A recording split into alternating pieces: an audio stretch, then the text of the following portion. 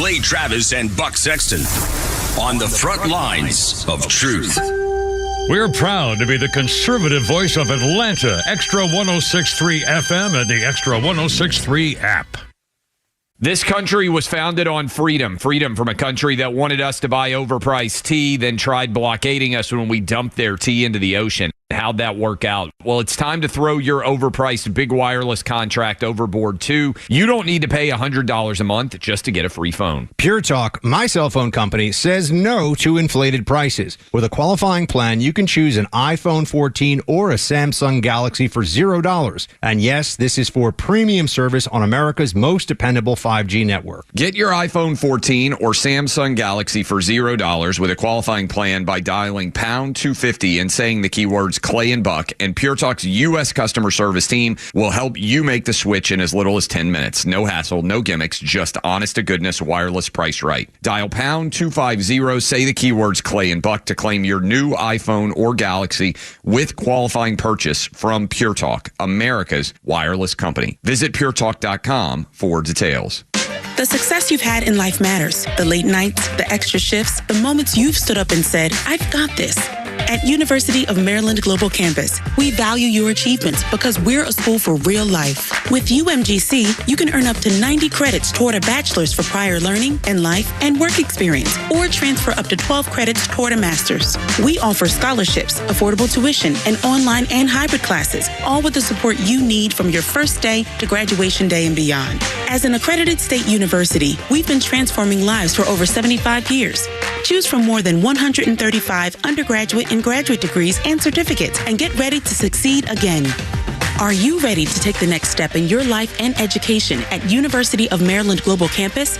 Now is the perfect time with undergraduate and some graduate classes starting March 12th. Apply today and put your goals within reach. Learn more at umgc.edu. Certified to operate in Virginia by Chev. Are you a Christian media professional passionate about using media to advance the message of hope and faith? Whether you're just starting out or an industry leader, the National Religious Broadcasters is here to help. Founded in 1944, NRB advocates for Christian communicators in legislative, regulatory, legal, and corporate areas. NRB membership is affordable and offers valuable benefits, including event discounts, educational programs, and virtual networking. Plus, the Christian media industry comes to life at the annual NRB convention, complete with world-class networking and professional development opportunities. Build relationships, grow your impact, and be part of a vibrant Christian media community. Visit nrb.org/membership to join today and use promo code RADIO to waive your application fee. WFOM and W292EV Marietta, a Dickey Broadcasting Station. The 3 p.m. hour is presented by First Liberty Building and Loan. More questions about the death of Gene Hackman. I'm Lisa Brady, Fox News. Sheriff's officials in New Mexico say there were no obvious signs of foul play, but now also say they're not ruling it out after the actor and his wife were found dead in separate rooms in their Santa Fe home. The bodies were discovered on Wednesday, as we understand it, by a couple of maintenance workers who regularly went to the property but said they had not seen the couple for around 2 weeks. That's when the sheriff's deputies went, and they, looking at the scene, didn't find any obvious signs, they said, of a gas leak or a carbon monoxide leak. Fox's Jonathan Hunt. Hackman was 95. His wife in her 60s. One of their dogs was also found dead. President Trump says he could trust the Russian president to abide by any peace deal reached with Ukraine. If a peace deal between Ukraine and Russia is reached, President Trump believes Russian President Vladimir Putin will keep his word. I've known him for a long time now, and I think he will. I don't believe he's going to violate his word. I don't think he'll be back when we make a deal. I think the deal's going to hold. British Prime Minister Keir Starmer says a deal could be backed up with European peacekeepers. We've got to make sure it's a deal that lasts, that is not temporary, that lasts, and that's why we need to make sure that it's secure, and we've lent in and said we'll play our part. President Trump is hosting Starmer a day before Ukrainian President Volodymyr Zelensky is expected here to sign off on a rare earth minerals agreement. Fox's Jared Halpern at the White House, where President Trump and the British Prime Minister are set to hold a joint news conference. One of the lawsuits over a toxic train derailment in Ohio has just been dismissed. A federal judge rejecting bondholders' claims that Norfolk Southern caused them hundreds of millions of dollars in losses by concealing safety risks before the 2023 derailment. America is listening to Fox News.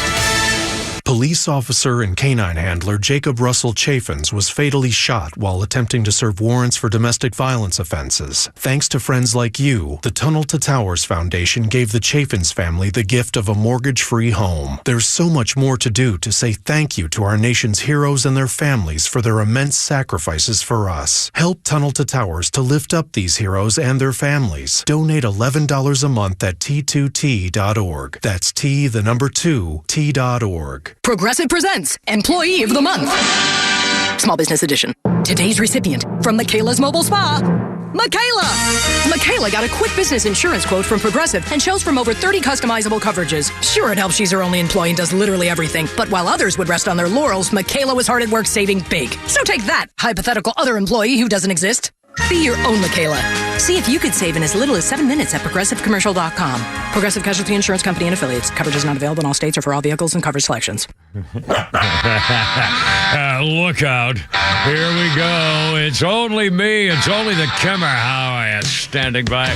And with Pete Davis, his sidekick, producer, sports raconteur extraordinaire, and the mechanical mangler, Mr. Married Man at the controls. It's Flounder. Yeah, kind of working for the weekend, baby.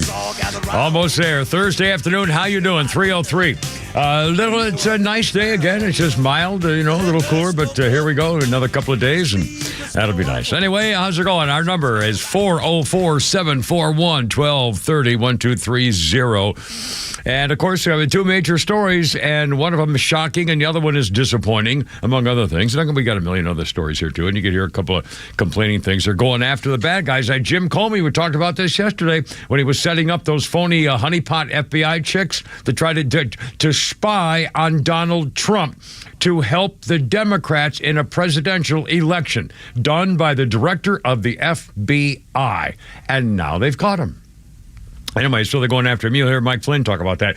Also, another thing, in case you missed it, I saw this last night. One of the reasons I watch Jesse Waters on Fox at 8 o'clock, just because I like the people he has on, and he does have kind of breaking news stuff. And he had on last night the tape of Jake Tapper when he was being interviewed, or when he was interviewing Lara Trump. And Lara Trump was saying, Joe Biden is just his mental computer. And the guy said, well, he has a stutter. And then he claimed that she was making fun of people with stutters. I mean, and then he's claiming his investigation shows, by God, there was a cover-up of some kind to hide the fact.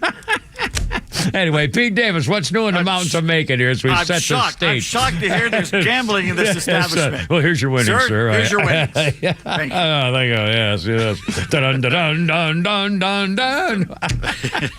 So what's new up in the mountains of Macon the last 24 hours there, my friend? I'm glad to find out that at least 2 or 3 dogs did survive the Hackman incident out there, but one dog was dead in a closet. I hope it didn't starve to death. Well, I think we'll talk a lot about this. And again, you're going to hear a thing Pete found this morning, and I'm going to play it every hour just because. And also, for the record, I'm wearing this thing. This is I forgot what to call it. It's an old Marine Corps thing, vest, yeah. And it's got patches on it. And by the way, I don't know what I don't know what they say. I hope they're not dirty. POWMIA. Yeah, it's like, okay, anyway. So I don't think there's anything dirty on it. My kid, the stinking mic. What the hell's going on with the stupid stinking thing with the thing there? Sorry. Finish what you said. Anyway, so I'm wearing this in honor of Gene Hackman, who was a Marine. By the way, we'll talk more about his service. And by the way, he admitted himself he wasn't really a very good Marine. He got busted from rank for fighting. We'll talk about it. Anyway, now what the hell was I just talking about before this? Marine.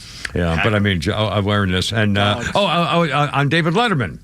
It's pretty funny. So you heard about that too, and the list. We knew that the Jeffrey Epstein thing so far is a complete disappointment. We'll talk more about that and how come kind of releasing it sort of in a funny way too. Anyway, Flounder in our the Cave of Darkness. How's your what's going on in the last 24 hours? You and Miss Veronica? Pretty much the same as the previous 24 hours. All as well. There you go. Well, again, our number is 404-741-1230, 741-1230. And by the way, I made for the last several days, I've been making cookies. I don't know why. And cookies in the morning while I'm doing my work, watching Fox News and listening. When I get up early, and then I'm starting around 5:30. I put the app on to hear the last part of our show, and then listen to the morning show guys. And so while I'm doing that, and I decided the last couple of days, I'd gotten a thing. I just getting these things, and I got a thing to make cookies. And so I've been bringing cookies to the girls at work here. Oh, sorry, the female human boys at work here, the girls at work. And then and this morning, and I remember I was talking about this yesterday. I said, well, geez, maybe I'll make a meatloaf. Haven't done that in a long time. And then I said, but I remember you chastised me because I was thinking about using onion powder in the recipe. And no, because I usually dice up onion. No, you got to dice. So I had to go to the store on the way home. So I didn't get home till like 7:45 or something. Just to go buy onions. And by the way, for the record, I'm going to make sure I had eggs because I put eggs in my meatloaf recipe, and there was not an egg in Publix, in the major Publix in Alpharetta. No eggs. You want me to bring you some eggs? Because I have 3 left. I'm telling you, I'm not making. I mean, it's not fake. We're not faking it. They're gone. They're not there. You cannot buy an egg in so many of these stores because they're just not there. You know what? I'm going to bring some eggs down there and stand on the side of the road like Krispy Kreme donuts. $5 a piece. You got. Oh no, $10 a piece. Are you kidding me? Kroger's getting 5. Oh my God. Anyway, by the way, these things you're getting stuck in, they're called ruts. The rut stucking, yes. Anyway, so I did make a meatloaf, and I'm not. I think and darn it all, I think it's okay, but I think I overcooked it, and I even took it out early. It says to cook at 350 for an hour, and I cooked it at 350 for like 50 minutes, and I took it out, and I still think it's a little dry and overcooked. So I'm going to smear it with I have this favorite gravy I use, so I'll be fine. But anyway, at Flounder, if you don't like it, you will not hurt my feelings if you just chuck it, and don't change you and Veronica's dinner plans in case you don't. I give him a big old slag. I gave him more than I actually kept because I'll have it in one day and then make a sandwich out of it, and then I'm done. Anyway, that's not a good sign when the cook gives you more than they keep themselves. Well, I know he's got 2 people. And he's got a wife now. And again, you can make if it's any good. And again, I made it this morning, so it wasn't from yesterday. I made it this morning while I was working.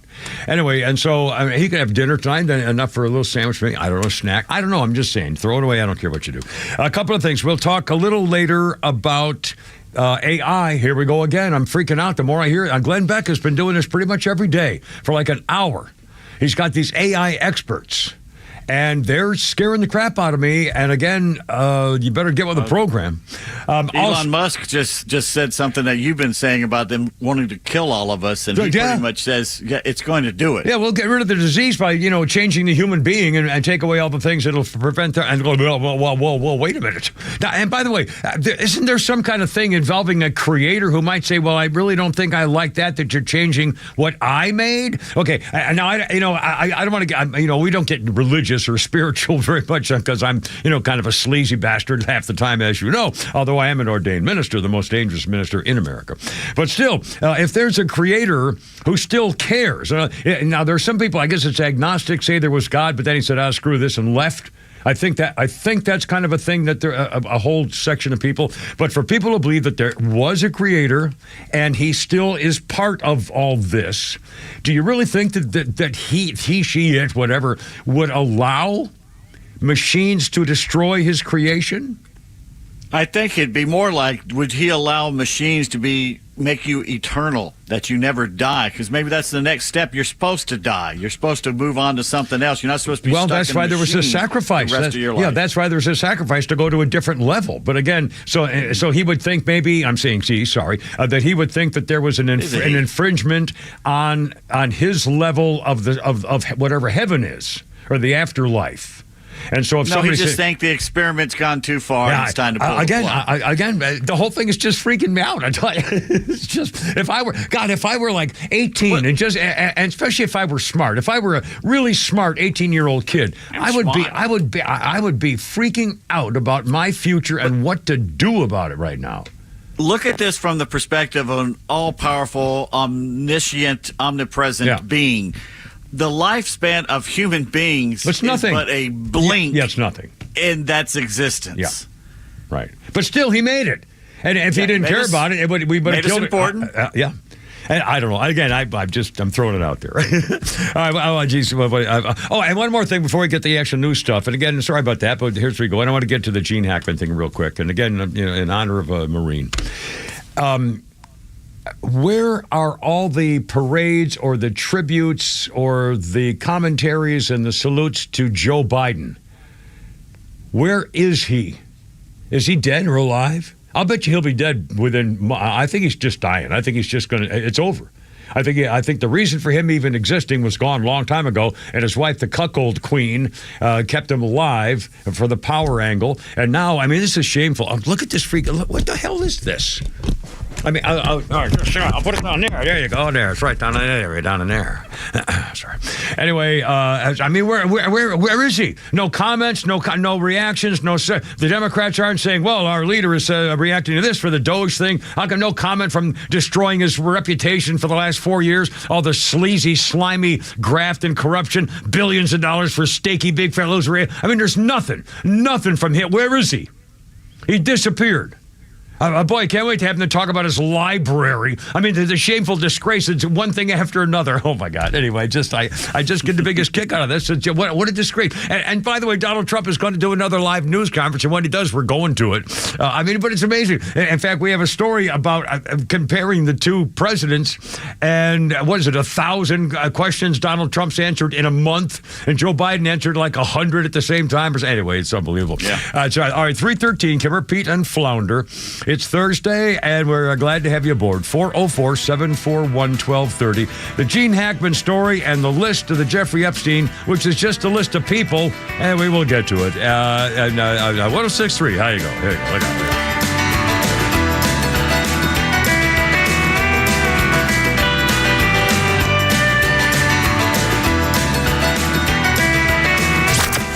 The Morning Extra is live weekday mornings from 6 to 10, and here's what you missed. I saw somebody wrote this on Twitter. Am I going to find out they funded 9/11? At this point, anything's possible. Oh, my God, anything's possible. If we learn that, I don't know what I'll do with myself. I don't know that I'm ready mentally to hear that. And the crazy thing is, I'd almost be more surprised if I found out we didn't. That's the saddest part of it. I guess the silver lining is we take such joy in the dismantling of this swamp that they told me didn't exist. Seeing it dismantled layer by layer, that will help me get through anything that we discover, I believe. Well, this was the news media, namely the New York Times, that initially the deep state doesn't exist. There's not black money going to all these places around the world. And then it turned into, okay, it's been proven. Now they pointed out it's good for America that we have this. The Morning Extra, 6 to 10 a.m. every weekday morning on Extra 106.3 FM and the Extra app. Looking for the perfect car, truck, or SUV? Jim Ellis Buick GMC has you covered. With a huge selection of new and used vehicles, finding the right fit is easy. Whether it's a Buick Enclave or Envision, a GMC Acadia or Yukon, or the power of the Sierra and Canyon trucks, and the best part, you're never alone in the process. Their expert sales team helps match you with the right vehicle, while their finance specialists make buying simple and stress-free. With decades of experience, Jim Ellis Buick GMC understands the importance of offering an expansive inventory that fits every driving performance, style, and budget need. Plus, every new Buick and GMC comes with cutting-edge technology, premium comfort, and advanced safety features so you can drive with confidence. Already a Buick or GMC owner? Well, keep it running like new with their state-of-the-art service center staffed by factory-trained technicians who know your vehicle inside and out. Start your search at JimEllisBuickGMC.com or shop in person in Chamblee off Peachtree Boulevard, inside the Perimeter, or in Beaufort off Highway 20 near 985. Jim Ellis, Buick GMC, we are professional grade. Hey, homeowners, it's Flounder, and I'm here to keep you warm. Well, I won't, but my friends at Dobbs Heating and Air will. As a new homeowner myself, I prefer working with local, family-owned companies who value what matters to me and treats my home like it's their own. The Dobbs family have a passion for what they do, and taking care of people is their primary goal. So if your home needs help staying warm right now, call Dobbs Heating and Air and experience the Dobbs difference. And check them out online at dobbshvac.com. For half a century, glyphosate has affordably and effectively protected Georgia farmers' crops from invasive weeds. Without it, the impact would be felt beyond the fields, hitting Americans where it hurts, our wallets. That's why the Modern Ag Alliance advocates for farmers' continued access to essential crop protection tools so food prices don't rise even more. Get the facts at controlweedsnotfarming.com.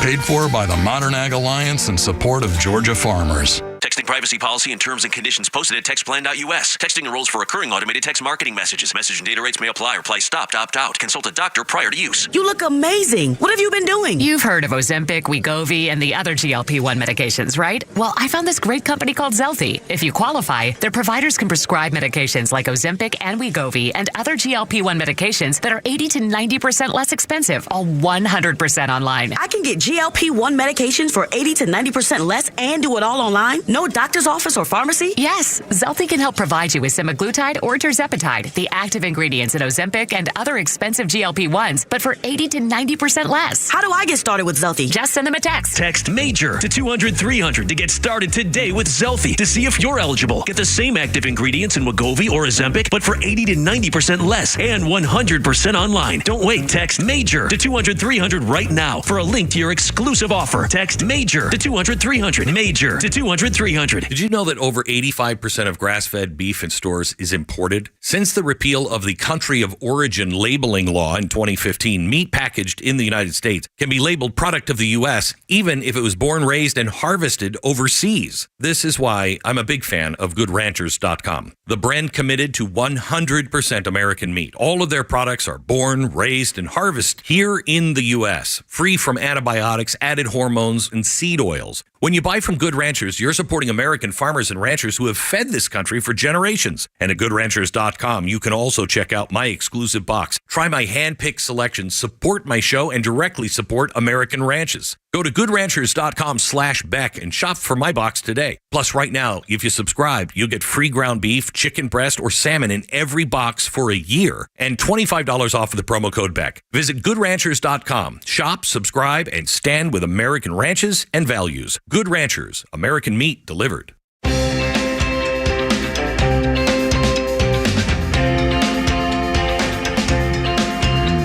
bum, bum. Timber, Pete, and Flounder on 106.3. Nice to have you aboard with a little U2 action for you.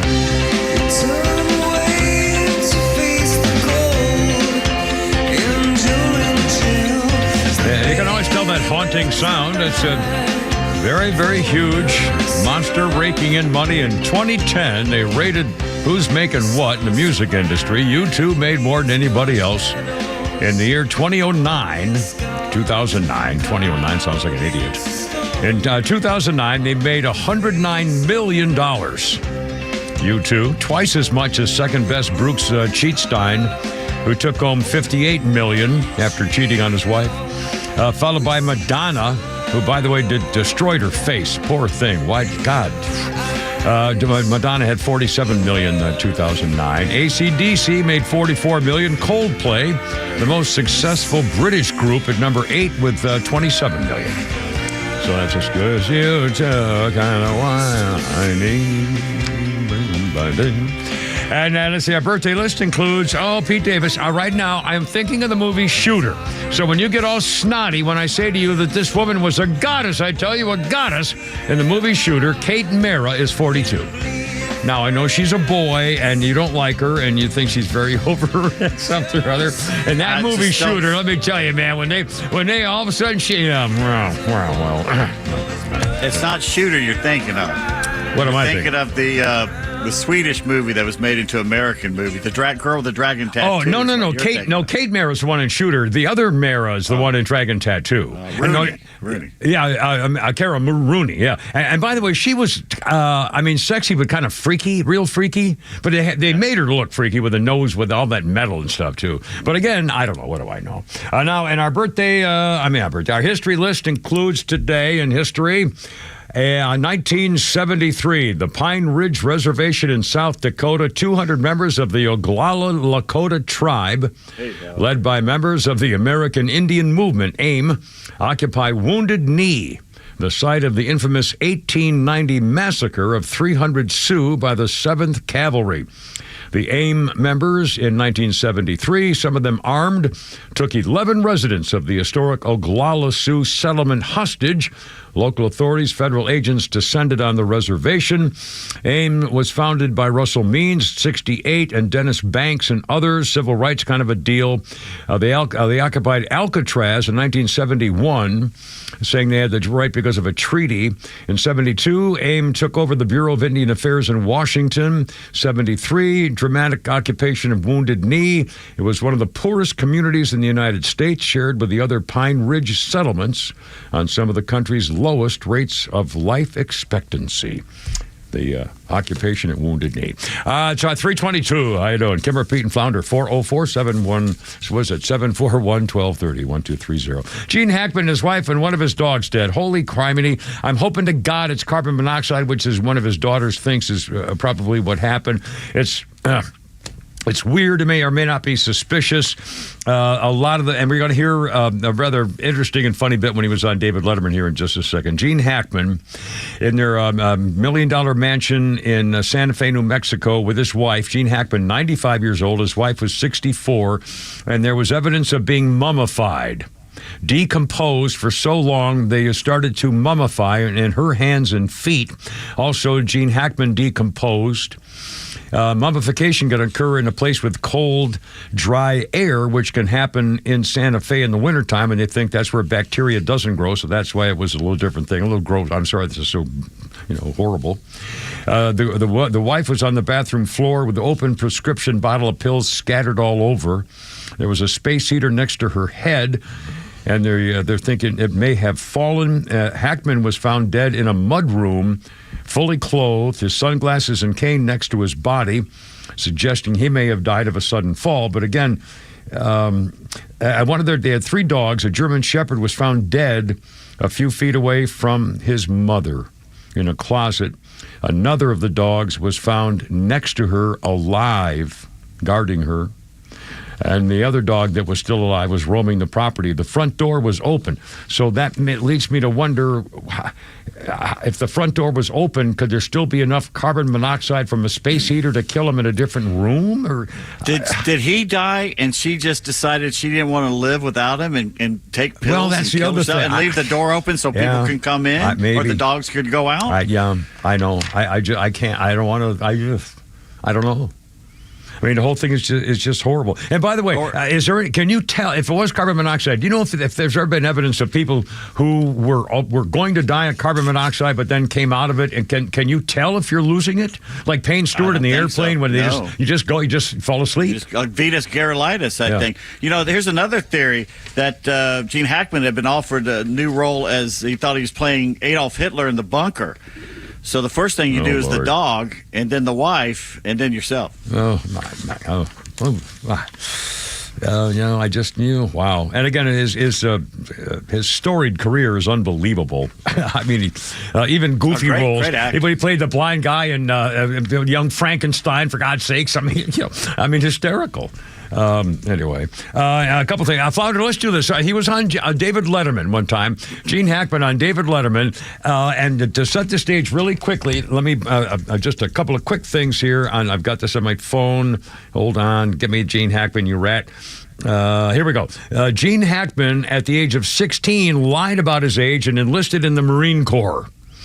He served from 1947 to 52 as a field radio operator. He was stationed in China. And David Letterman asked him about being a Marine, and here's how that went on David Letterman's show. What were the circumstances leading up to the decision a 16-year-old kid makes about going into the Marine Corps for you? I couldn't get laid, you know, and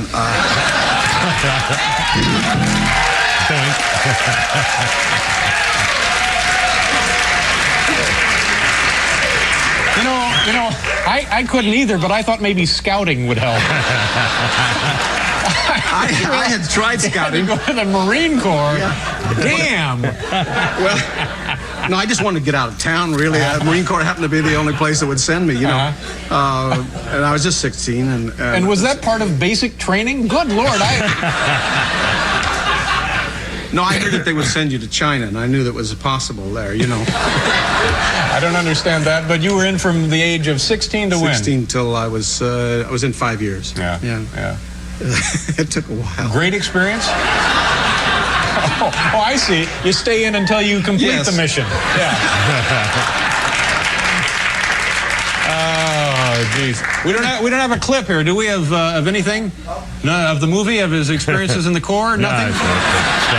Staff. I'd like to see that. Yeah, I would be interested in that. You want to hit a cannon full of cheese balls? I'd love to do Go that. ahead, right there. And now on the set, he releases the cheese balls into the air. Oh, you hit a dud. Push of a button. All right, try another one. Yeah, I guess we cut it there. Gene Hackman on David Letterman. Now, a couple other things. Gene Hackman was stationed in China. Operation Beleaguer, led by a guy commanded 50,000 Marines of the Marine Amphibious Corps in northeastern China, trying to help American lives and property and also reunite Japanese and Koreans after World War II. Gene Hackman was assigned to the 3rd Marine Regiment. He was in trouble for fighting several times and got busted down from corporal like 3 times at least. Gene Hackman said, I have trouble with direction because I have trouble with authority. I was not a good Marine, but I had a good time in the Marines. He actually was riding a motorcycle one day and fell, broke his leg and shoulder and left knee, and so they had to discharge him. And then he went to school and took up broadcasting or journalism or something and became an actor and all so many great roles, but one that doesn't get thought of very much, The Chamber, 1996. It's a John Grisham book turned into a movie. He plays a KKK guy accused of burning down a church, and he's on death row. And it's absolutely, his performance is amazing. Yeah. He was in The Conversation. He wrote that and starred in it. The Royal Tannenbaums, Superman, Bonnie and Clyde, Young Frankenstein, and of course he won 2 Oscars for Unforgiven and Popeye Doyle, French Connection, and I mean, and so many other things too. But check this: for his parents fought all the time. His father used his fists on Gene to take out his rage. Gene, as a little boy, found refuge in movies, identifying with Errol Flynn and James Cagney. When Gene Hackman was 13, his father waved goodbye and never returned. Disappeared. His mother became an alcoholic, constantly fought with him. At 16, he said, I had to get out of here and join the Marines. And that's why he did it. His first starring role came in the movie I Never Sang for My Father. Remember that movie in 1970 with Melvin Douglas? And it was about a man struggling to deal with a failed relationship with his dying father. How about the Birdcage, where they dress him up? He's a Republican senator, and they dress him up in a women's outfit to escape. Oh, yeah. Yeah, that was... and by the way, some other Marines you may not have known who were actors who were in the Marines. B. Arthur, did you know that? Maud? B. Arthur was a woman Marine in World War II. She was a truck driver and a typist. Her name was Bernice Frankel. And when she was Bernice Frankel, an actual civilian, she was in the Marine Corps, and she didn't like to talk about it, so she never would admit it. The Everly Brothers down in Phil were Marines. Bozo the Clown, Bob Bell, the original guy from Chicago, Marine. Captain Kangaroo, a Marine. He did not get hurt on Iwo Jima, but Lee Marvin did get wounded on the Battle of Saipan. Lee Marvin, a Marine. Drew Carey was in the reserves. Pat Robertson was in the Marines, lied about being in combat. They didn't know that until this morning. That figures. Ed McMahon, of course, was a Marine, did his famous manual of arms. Riggle, the comedian and a very well-known actor. Actually, he's not as well-known as he ought to be. He's in a lot of things. And I remember when you see his picture, oh, God, he's a very good guy, very good actor. Good guy. 3:30 already. Holy cow. Coming up the Epstein list. Now, wait a minute. I hope this is only the beginning of a whole bunch of stuff. And I think there's an indication they do have audio or video stuff, maybe. Well, The latest is Pam Bondi has ordered Kash Patel to investigate the fact that some FBI agents are withholding some of the evidence. Guarantee it. Remember the thing with the safe? We'll talk about it next, how they didn't get the safe and then gave the lawyers time to hide it or erase it. 3:30, Kimmer, Pete, and Flounder. Look out.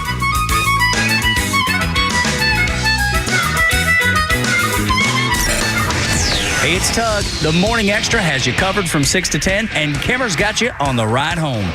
Apparently, it's true. The facts are, 1, China sends fentanyl to Mexico. Fact number 2, there are thousands of Chinese nationals working in factories in Mexico turning the fentanyl into pills. Fact number 3, the pills are then smuggled into America to poison us. How is it possible that the Federal Bureau of Investigation is not all along the border, and how come our U.S. military is not bombing all those factories?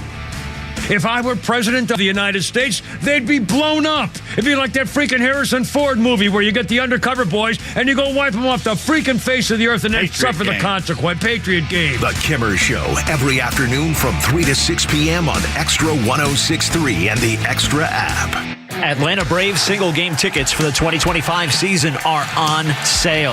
And not only can fans look forward to some incredible matchups this season, but the Braves have a ton of unique and exciting giveaways that everyone will want to get their hands on. Bobbleheads feature Chris Sale and Marcelo Zuna, presented by Delta. A throwback bobblehead featuring Chipper Jones from the 2000 All-Star Game, presented by SeatGeek, and many more.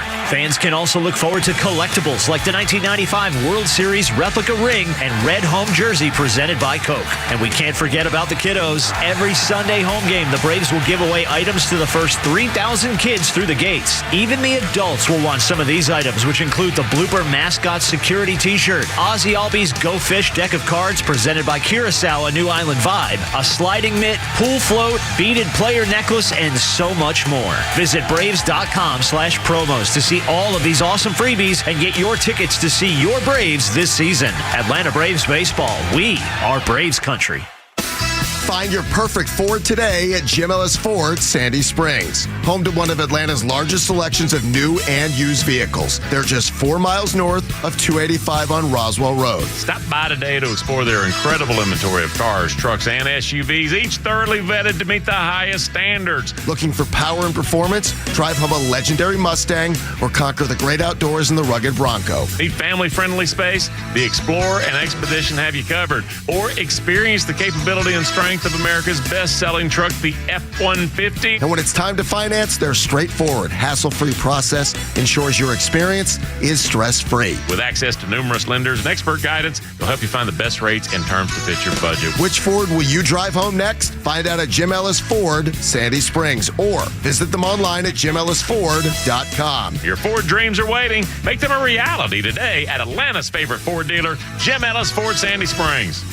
Join A Second Chance Bail Bond CEO Daniel Madelon and host Tug Coward for the weekly radio show Back Your Blue. They will highlight special initiatives, criminal justice programs, and community events aimed at keeping our communities safer. Tune in Saturdays at 10 a.m. to learn some good news about and from the law enforcement and justice communities. This week's guest is Bernard Carrick, former NYPD police commissioner and a consultant to Donald Trump. Tune in on Saturdays or catch up on all past episodes wherever you get your podcasts or at thepodcastpark.com. No one plans on going to jail, but when it happens, it's important that you know who to call. Call A Second Chance Bail Bonds, where we believe everyone deserves a second chance. Whether your loved one's been arrested in Cherokee, Clayton, or any of the other metro Atlanta counties in between, A Second Chance Bail Bonds works fast to help expedite release within hours. A Second Chance. It's better to know us and not need us than need us and not know us. Call A Second Chance 24/7 at 404-BAIL-OUT or online at atlbail.com.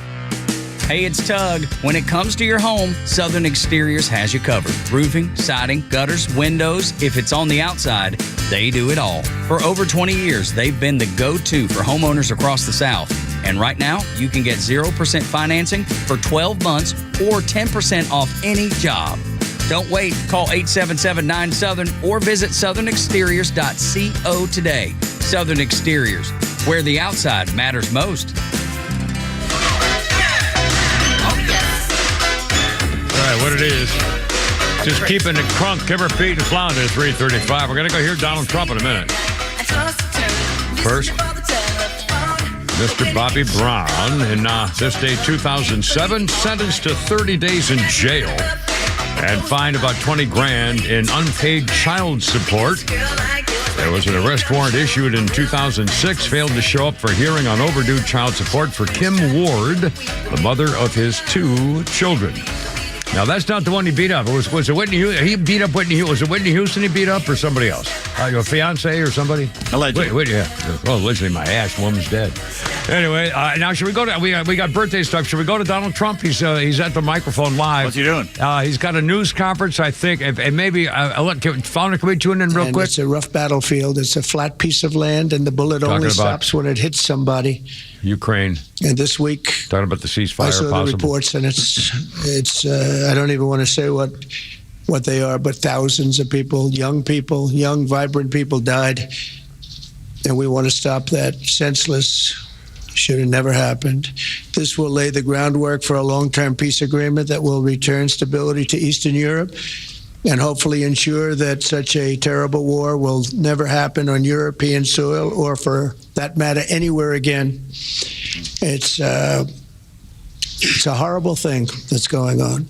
The disaster in Ukraine shows exactly why it's so important for the United Kingdom and other NATO partners to make large investments in their defense capabilities. In many cases, I'll tell you what, it's a joint news conference with the British Prime Minister. I'll tell you what, Flounder, we'll go back later. The good part, when he starts answering questions and goes to the crowd, we'll go back to him. He's making he's just kind of talking with a PM guy. Sorry, there we go. All right, Kimmer, Pete, and Flounder, how's it going? Boom. Well, I'll do all this stuff later with the thing. Oh, in fact, no, I'll do all the birthday stuff later on. Okie doke. Again, Gene Hackman and his wife and one of their dogs dead. And I hope to God it was carbon monoxide, because then they would just have fallen asleep, including the dog. We were hoping, the dog, wasn't. We hope they didn't die, and then the dog did not, because dogs have a different thing with carbon monoxide. Maybe if that was what it is, and he was suffering and starved. But I hope to God, if that's what I hope they just all went to sleep. Anyway, more as we get more, we don't know much. It's happened yesterday. It was just revealed. A couple of maintenance men went to check on him. Anyway, now the Epstein list. Holy cow! We got the latest is, and again, this is changing a little. The Justice Department is preparing to release all of it, but it has been released to some people.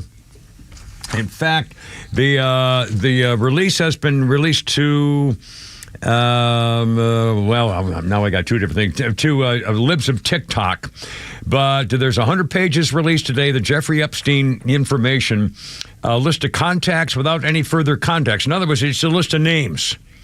And one person who saw it said the unveiling is a disappointment to sleuths, either to get new evidence on the billionaire pedophile's connection to prominent people. Among people on the list of those who knew him or traveled to his area, Bill Clinton, Bill Gates, Prince Andrew, President Trump, although he banned Epstein from Mar-a-Lago when he found out the guy was messing around with somebody's daughter. Pam Bondi wants to release more Epstein documents. The limited scope is criticized by Anna Paula Luna. Ooh. I'm sorry, I had a little something here. She's delicious. Oh, God, she's so pretty. She looks like a Rio de Janeiro model or something. I mean, she's just freaking unbelievable. Anna Paulina Luna leads a House GOP task force on government transparency. She said, I nor the task force were given or reviewed the Epstein documents being released today. A New York Post story just revealed the documents will simply be Epstein's phone book. And this is in capital letters. This is not what we or the American people asked for. And a complete disappointment. Get us the information we asked for. And, of course, some of the phone book address things have been made public already. One address book had names, addresses of 221 people. One address book was actually put up for auction for sale, and nobody bought it. The names like Robert F. Kennedy Jr., Chris Cuomo's wife is on there, Morgan Fairchild, billionaire Carl Icahn. Among others, his girlfriend Ghislaine Maxwell is serving a 20-year prison sentence for child sex trafficking. And again, that's all we know. Now, a couple other things. Let's see. Here's another thing. I remember when this happened originally. The FBI had a search warrant, and they went to Jeffrey Epstein's place, and they opened his safe, and they searched and found tapes and audio recordings, among other things, apparently. And then, as I remember correctly, the FBI, maybe because I don't know whether Christopher Wray was one of the guys in the on the sex planes or not. I don't know. Can't prove it either way. But for some reason, the FBI did not confiscate the evidence. They left it there. And then guess what? After they went back to get a different warrant to collect the evidence, not just look for it, the damn stuff was gone. I'll be darned. And they apparently told... on purpose. Yeah, of course it was done on purpose. So and the FBI called the lawyers and said, by the way, we couldn't take the tapes or the video. We couldn't take the tapes or the video. So I will have to come back later at a different time instead of right now for you attorneys. Just, not that it means anything or anything. You dirty rotten. They did the same thing with Joe Biden, remember? That's exactly they gave him warning. They did. It's exactly what. And by the way, it didn't have any, Mar-a-Lago raid on Joe Biden's Corvette either in his garage, with special agents and boats and SWAT teams. My God. Anyway, so the FBI is responsible. If this evidence is lost, it's gone forever. It's just so damn infuriating. And it was so obvious that it's a part of the cover-up. And again, whoever was responsible for these things has got to go to prison. Prison. This is really freaking... And more scandal stuff is coming over, too, in a second. More now in the court cases concerning Donald Trump and the Doge people. The Supreme Court Chief Justice John Roberts weighed in last night and paused the order that required Donald Trump to keep paying billions of dollars in foreign graft money from U.S. aid. An earlier federal judge had said Donald Trump cannot stop $2 billion from being paid. You got to pay the money. Last night, Chief Justice John Roberts said, no, you don't have to, forget that. That's not right. Untenable payment plan at odds with his obligations under the article to protect the integrity of the federal fiscal so-and-so. This is unbelievable. It may be short-lived. Donald Trump's eliminating more than 90% of the U.S. foreign aid contracts. 90% are cut.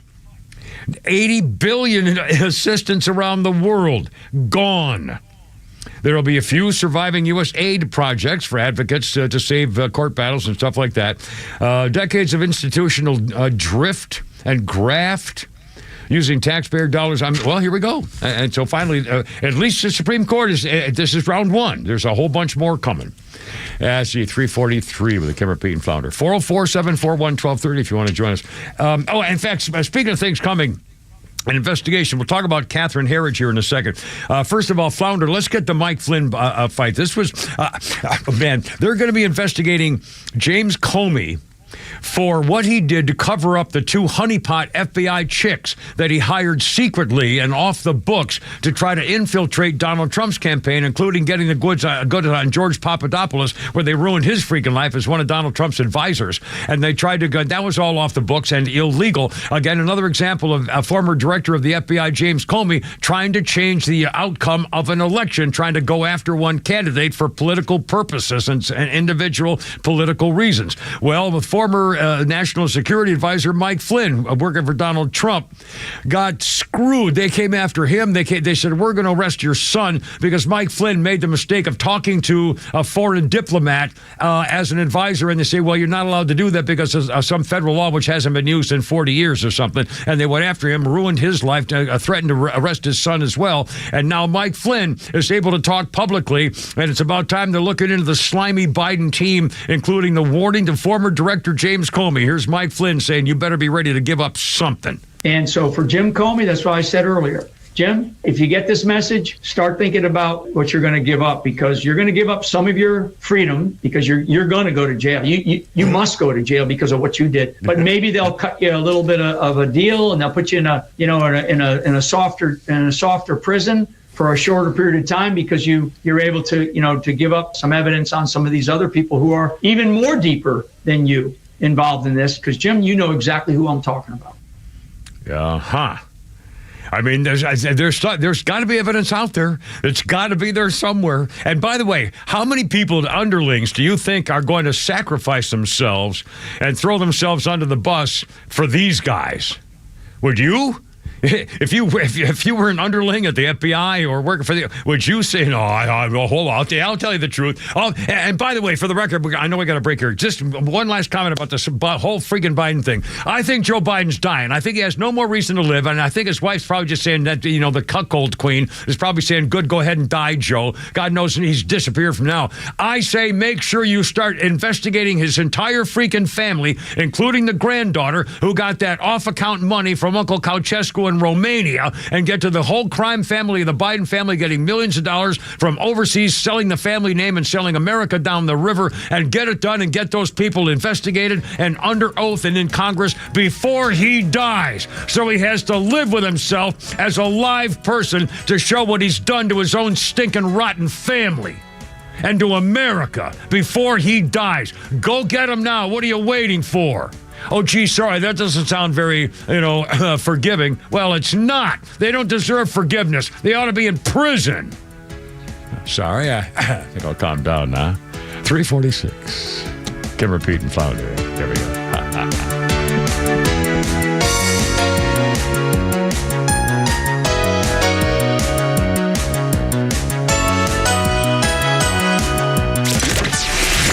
Latest breaking news to the conservative voices you know and trust. Your best new follow on social media is Extra 1063. We're at XTRA 1063 on Twitter, Facebook, TikTok, Threads, and LinkedIn, and pretty much any social media you scroll through every day. And we drop exclusive giveaways, new daily content, and the latest breaking news from Georgia and across this great nation. Interact with your favorite Extra personalities. Get the latest on our live events, and so much more. Follow at Extra 1063 across all your social media and keep up with Atlanta's only conservative voice. If you've traveled lately, you may have dealt with those annoying airline fees. But those can be minor compared to the fees you're paying in your portfolio. Kevin McAlpin here today with Evan Ward of Atlas Retirement. So, Evan, when you do a fee analysis, what are some of the things you typically uncover? Kevin, most of the folks who come in my office for the first time, we do a full review of their entire portfolio, and they're very shocked at what they're actually paying in fees because there is no receipt that tells you exactly what you're paying, except there really is. You get a 400-page prospectus every year, and no one reads them because on page 68 and 400 and 362 and 27 and 342 are where all your fees. And if you can find them, you can deduce exactly what your receipt is. But no one ever reads those. No one can ever decipher them because that's by design. My industry's created those so that you can't find them. And so what we do is we do a full analysis, we do a full deep dive into what you're actually paying. I don't mind you paying fees if you're getting the reward. Are you paying fees and doing better than the market for the same amount of risk? Or vice versa, are you getting the same returns but with way less risk? Well, then maybe you're getting what you paid for. I don't mind hiring and paying for quality, but we got to do a review to know, one, exactly what you're paying, and two, are you getting what you pay for? And if you don't know that, then we have to do a review to be able to know exactly where you're at. Call Atlas Retirement for a complimentary fee review on your retirement savings and investments. That number 678-736-7799, 678-736-7799. Or get more details anytime online. It's atlasretirement.net. That's atlasretirement.net. Investment advisory products and services made available through Impact Partnership Wealth, LLC, IPW, a registered investment advisor. Are you the type of consumer that likes to do your research before you choose a company? Well, then you need to join Dan Watkins, Chris Lolamy, and myself, Jim Niarchos, every Saturday morning at 9 for the All Four Seasons Home Show. We only vet local businesses with a proven history of integrity, competence, and solid customer service. The All Four Seasons Home Show helps you make a good consumer decision, save money, and not get ripped off. You can also follow our podcasts on Apple, Google, and Spotify. The All Four Seasons Home Show, Saturday mornings at 9, right here on Extra 1063. Why pay more for prescriptions? Stop overpaying and start saving with SingleCare. It's easy. Find your prescription on singlecare.com, show the coupon at the pharmacy, and start saving. SingleCare works at pharmacies nationwide and is completely free to use, whether you have insurance or not. So the next time you fill a prescription, check SingleCare to make sure you're getting the best price. Take control of your prescription costs. Go to singlecare.com or download the free app today. Attention warriors, are you a veteran ready to navigate to success after service? Tune in to the Warrior Alliance Network. Join us as we spotlight inspiring stories, provide essential resources, and connect you with a community dedicated to empowering veterans. From career advice to health and wellness tips, the Warrior Alliance Network is your go-to hub for post-service success. Tune in Saturday mornings at 11 a.m. on Extra 106.3. Join us on the mission, the Warrior Alliance Network, where warriors thrive together. Visit us at thewarrioralliance.org for more information. A little Santana music here. Dun, dun, dun, dun. Boomy Kokoma, what is this? Sounds a little like that other one. Ways. I think we've already reached our Santana limit for the year. I'm sorry. It's on the list. Well, I stop being critical of a founder and musical director. The man spends a lot of time making little colored notes here, and that's what the thing with our music, and so we don't want to be negative. 2001, Carlos Santana went back to Altién de Navarro, the Mexican town where he grew up. It was his first visit in 46 years. A statue honoring him and his father, the mariachi player, Jose Santana. Statue unveiled. Santana was presented with keys to the city and named favorite son of Altlan, a little Mexican town where he grew up. There we go. 2001. Let's see. Birthday list includes, let's see what pick went here. Joanne Woodward, speaking of 95 years old, which was what Gene Hackman was when he passed away. Joanne Woodward is 95 today, Paul Newman's widow. She won an Oscar for Three Faces of Eve. And they had an incredible relationship and incredible marriage. God bless them. They were, they still found each other sexy, and I think they were probably committed and happy. And I mean, what a great thing. Let's see. Oh, in this day in history, we got a little something here. Speaking of actresses and actri, on this day in 1935. Shirley Temple receives a special Oscar at the 7th Academy Awards ceremony. She was 6 years old. Shirley Temple receives the first ever kid-sized juvenile Oscar. It measured about half the height of a regular one. Shirley Temple shot into the stratosphere in 1934. She was in 6 films: Little Miss Marker, Curly Top, Bright Eyes, On the Good Ship, Lollipop, remember that thing? Bouncy Ringlets, Sunny Personality, Wholesome, Hopeful for the Depths of the Great Depression. A cheery alternate universe for audiences suffering the effects of widespread unemployment and economic hardship. Let's see, a quick thing. After the first child actor nominated for an Oscar was 9-year-old Jackie Cooper. He lost in the Best Actor, and so they had a special award for anybody below the age of 18. Mickey Rooney, Deanna Durbin, and Judy Garland were among recipients of the Juvenile Oscar. The last one to get the award before they stopped it was 13-year-old Haley Mills in 1960 for her role in the movie Pollyanna. Anyway, there you go. The Juvenile Oscar. They don't do that anymore. 3:53. Come repeating of it, Philander. Catherine Herridge back in the news, and good for her. Man, she was at Fox, and she went to CBS, and they treated her like crap. And CBS, God, talk about the disgrace of what CNN did to itself. CBS is just as bad. NBC, all of them. I mean, it's really despicable. It really, truly is despicable. Catherine Herridge has posted photos of the confidential files that CBS seized, including sensitive reporting about COVIDs, the origins, the Hunter Biden laptop. They fired her last February, part of in battling the parent company, firestorm in a bid to get back her material. They took her materials and wouldn't give it back to her until she sued them and make a big stink. And finally people started saying, oh, wait, this couldn't be right. So they had to get back her stuff. And she showed exactly what it is. She called it journalistic rape. Harridge uncovered material on the Hunter Biden laptop, including $1 million retainer from the Chinese energy firm for the company and the business and the Biden family and Hunter.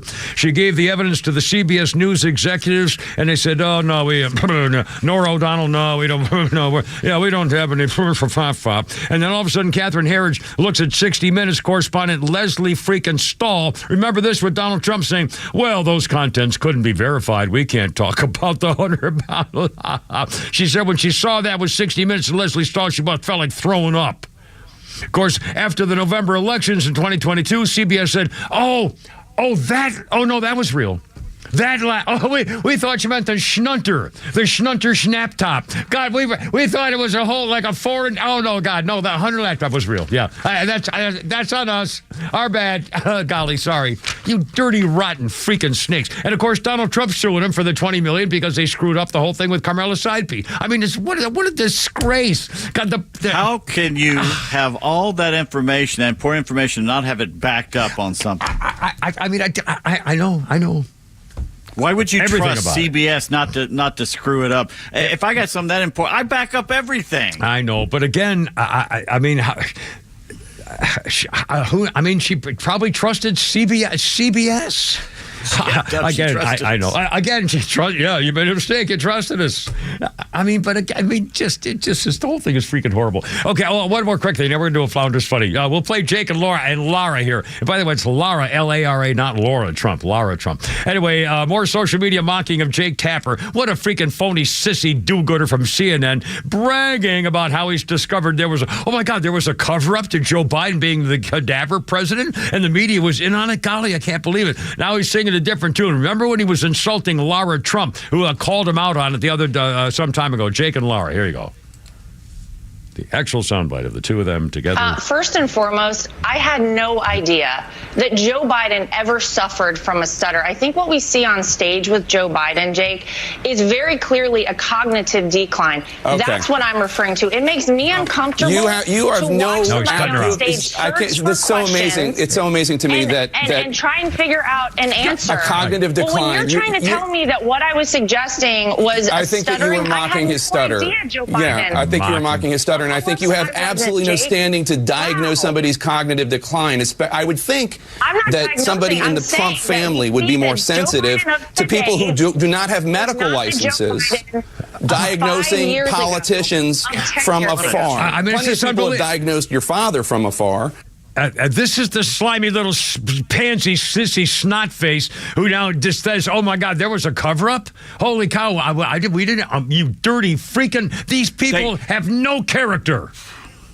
They went frame by frame about Donald Trump walking down a slippery ramp, frame by frame, and said he should be invoked the 25th Amendment. Right. And what happens when Biden goes nuts for 4 years and disappears mentally and physically? This sumbitch fake Tapper I know. covers for him, and now is coming out saying, "Oh, I knew this all along." Yeah, I don't believe him. 3:58. More about this coming up. Kim Pete and Flounder, little Flounders Funnies here too, right before the top of the hour news update here on 106.3. My wife and I dropped our daughter off at the mall not too long ago. She was there to meet her friends, and her friends weren't there yet. My daughter was distraught. My friends aren't here yet. Now I can't go shopping. I have to wait for them until I get here, until I can go shopping. And my wife was like, "I know, honey. That's the worst."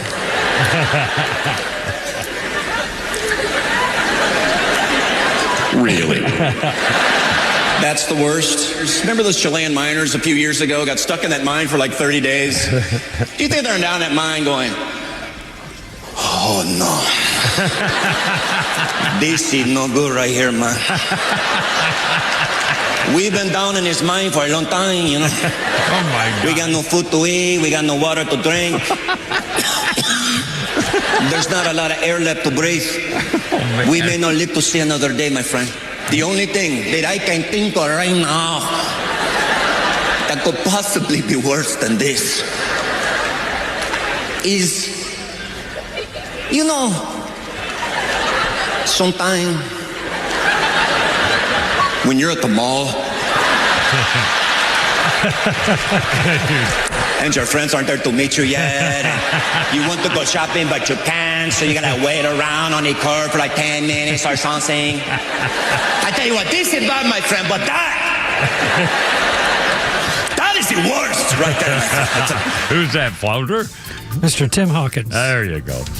Coming up at 4 o'clock. Oh, by the way, the latest on dating, and especially if you have a daughter who's a teenager or a sister or whatever, you may want to hear this about what's happening against social media. And, anyway. It's all coming up. Tim, Repeat, and Flounder. 4 o'clock, another beautiful spring-like day. Gotta say it.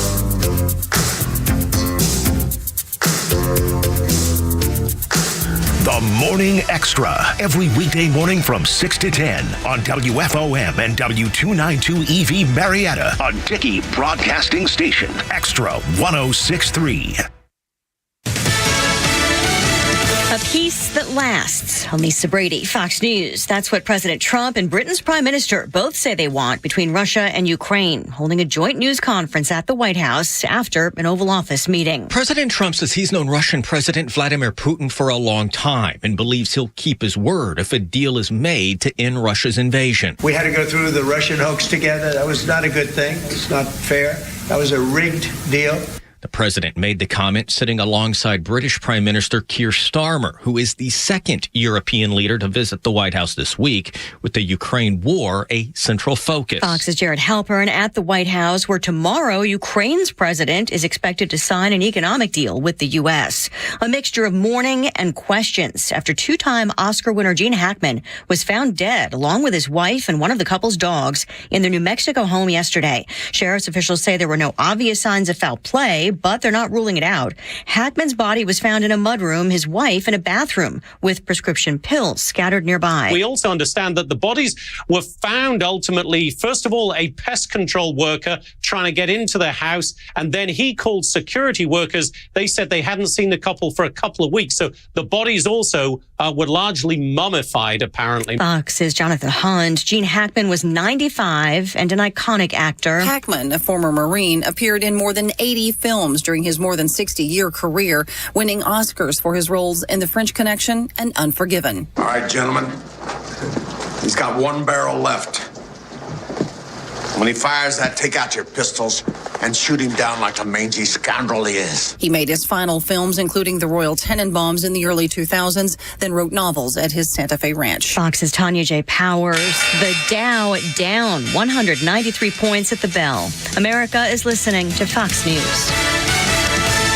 Police officer and canine handler Jacob Russell Chaffins was fatally shot while attempting to serve warrants for domestic violence offenses. Thanks to friends like you, the Tunnel to Towers Foundation gave the Chaffins family the gift of a mortgage-free home. There's so much more to do to say thank you to our nation's heroes and their families for their immense sacrifices for us. Help Tunnel to Towers to lift up these heroes and their families. Donate $11 a month at T2T.org. That's T2T.org.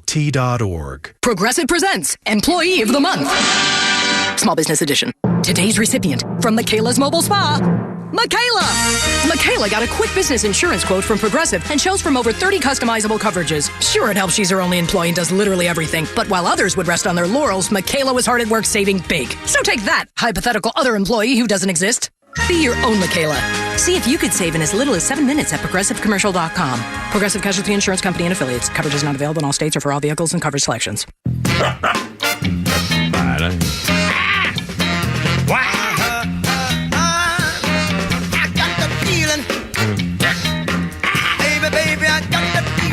out now.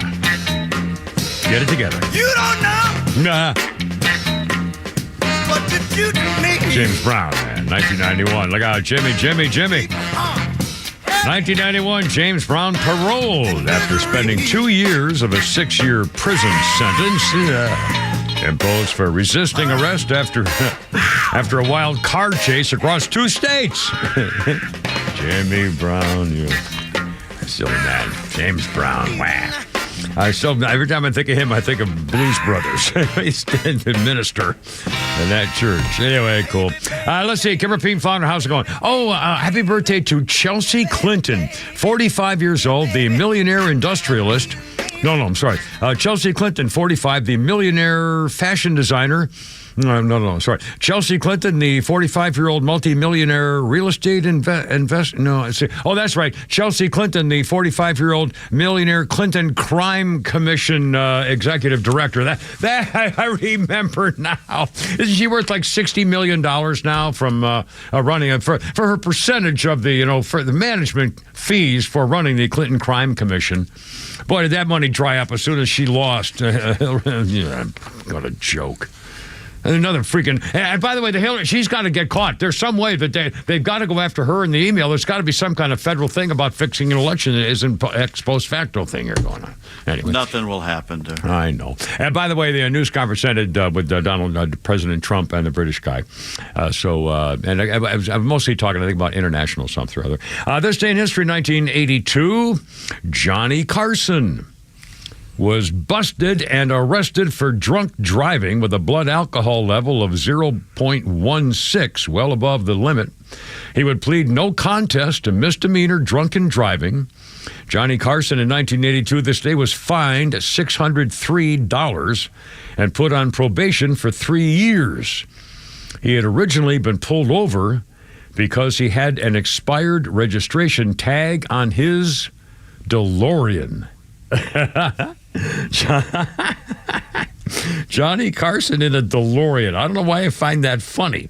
Because, of course, the DeLorean was a whole scandal thing with the FBI setting up the fake DeLorean and caught him. And it's, I think that's amusing for some reason. Okay, no, 406, Pete and Flounder. How's it going? 404-741-1230, 741-1230. And let's see, another quick update, and then we're going to talk a dating thing for a second. The latest from the Doge people and so forth involves HUD, Housing Urban Development.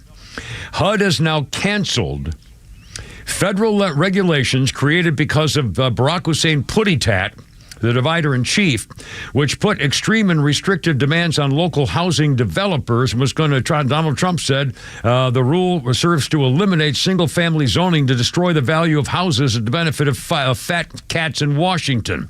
It's like Babylon Bee had a joke the other day, remember, where there was a TV show about 3 houses up in, to see who could build the best house, the 3 in Monroe, and the TV show was ruined when BlackRock bought them all, stuff like that. I mean, the whole world is changing about who owns what and who. I'll never own anything again. Obviously, that's a whole different set of reasons. Who was going to give me a loan?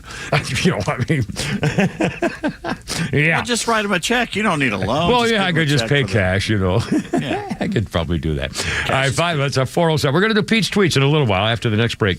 And we got Pete's game, and we got Flounder's Funnies and stuff and things and stuff. And more Doge coming up. But first, let's do this. I thought the other day, might have been yesterday, we were talking about dating and the dating culture and how women are wondering why aren't men in their 20s dating, and they don't understand it. And of course, it's clearly your own fault. Sorry about the. Thoroughly think about it. Really, you're begging for it, and you got it. This is what you get. This is why guys don't want to be with you. Yeah, and that's what you get. Yeah, you want it to. Yeah, exactly.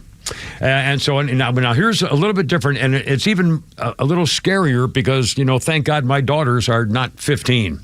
But there's a new book out from a woman who apparently knows something about this kind of stuff, and it's called A New Guide to Sex in the 21st Century. And this woman, Louise Perry, is speaking directly to 15 to 17-year-old girls. She believes that progressive feminism is shortchanging them. We are not serving our young people as a culture. Avoid making the mistakes of their millennial predecessors, many of whom are now regretting spending their 20s dating casually and sleeping around. This woman now says, I'm not preaching abstinence per se. I'm saying, honestly, you'll be happier in retrospect to skip that whole part of the progressive life narrative. It's not a compulsory adventure you have to go through in your 20s, and you'll be happier if you don't. Young women have been denied the guidance. And again, I think, Pete, you might appreciate this, too. We've been talking about this quite a bit lately. Where are the women these days for all the things they should be screaming about? Where are the white women? Quote, young women have been denied the guidance of mothers, not because their actual mothers are unwilling to offer it guidance, but modern feminism has encouraged them not to listen. She says icons Marilyn Monroe and Hugh Hefner are, to a teen audience, don't even know who those people are. The modern angel of the bedroom is a lot different than the angel of the house of the 50s who used to hide her apron. The modern girl pretends to reach the end of the line pretends to like things that she really doesn't in a certain way for various positions, pretends not to mind when friends with benefits actually cause her emotional pain. This book is an evisceration of a hookup culture that leaves young men feeling gratified and young women feeling used. I speak to young women, and the only sex they've ever had has been casual sex. They've never had a proper boyfriend. That was unheard of a couple of decades ago. Now it seems quite right. No, and seriously think about that. Like I mentioned the other day that I don't think any young girls anymore ever for a minute think about, I can't wait to get married in a white dress and have a little house with a picket fence and raise my kids and, two kids and a dog and, stuff like that. That's just not part of the young woman's dream these days, especially younger girls' dream. They never had a proper boyfriend. It was unheard of a couple of decades ago, and now it's widespread, coercing women into unsatisfying predicaments. Her advice: only have sex with a man who's older and maybe is on the radio and has been... Her advice... Well, you never know. You never go... anybody knows. Actually, that works. It does. I've tried that before. No. She says, only have sex with a man if you think he would make a good father to your children. Not because you're thinking about having a baby or anything, but if you're about to have sex with a man... think about whether he's the kind of man that if something happened, he'd make a good father to your children. Use that as a good rule of thumb, young ladies, before you just give it up for the fun of it. Oh, no. They like the bad boys that hurt them. That's the thing. That's always been true. That has always... Mr. Big Brother speaking here, but trust me. These little punk little bastard with the little peg leg pants and their white socks and their Puerto Rican fence climber pointy shoes or whatever the hell, and the grease back hair, and get all the girls in high school. Anyway, more and more young girls are waking up with the idea that something is wrong with our sex culture, but they're getting seduced by the wrong messaging, falling down the rabbit hole of regressive reactionary trend, like now becoming a traditional wife or a stay-at-home girlfriend. And again, that's the reaction now, is that now women are saying, well, I just want to be a kept woman. I'll stay at home, you take care of me, and I'll be this. Or what they call trad wives, where they do the cooking and cleaning and don't go out, stuff like that. And that this woman's calling that kind of a reaction, kind of overboard. You don't have to do that to prove that you're not being used. Demand respect for yourselves and your bodies in an age of sexual anarchy. A message for young teenage girls. But also remember what the great Norm Macdonald said. Norm Macdonald once said, let's be very careful with the slut shaming. That's the world right. We don't needs want sluts too. Really,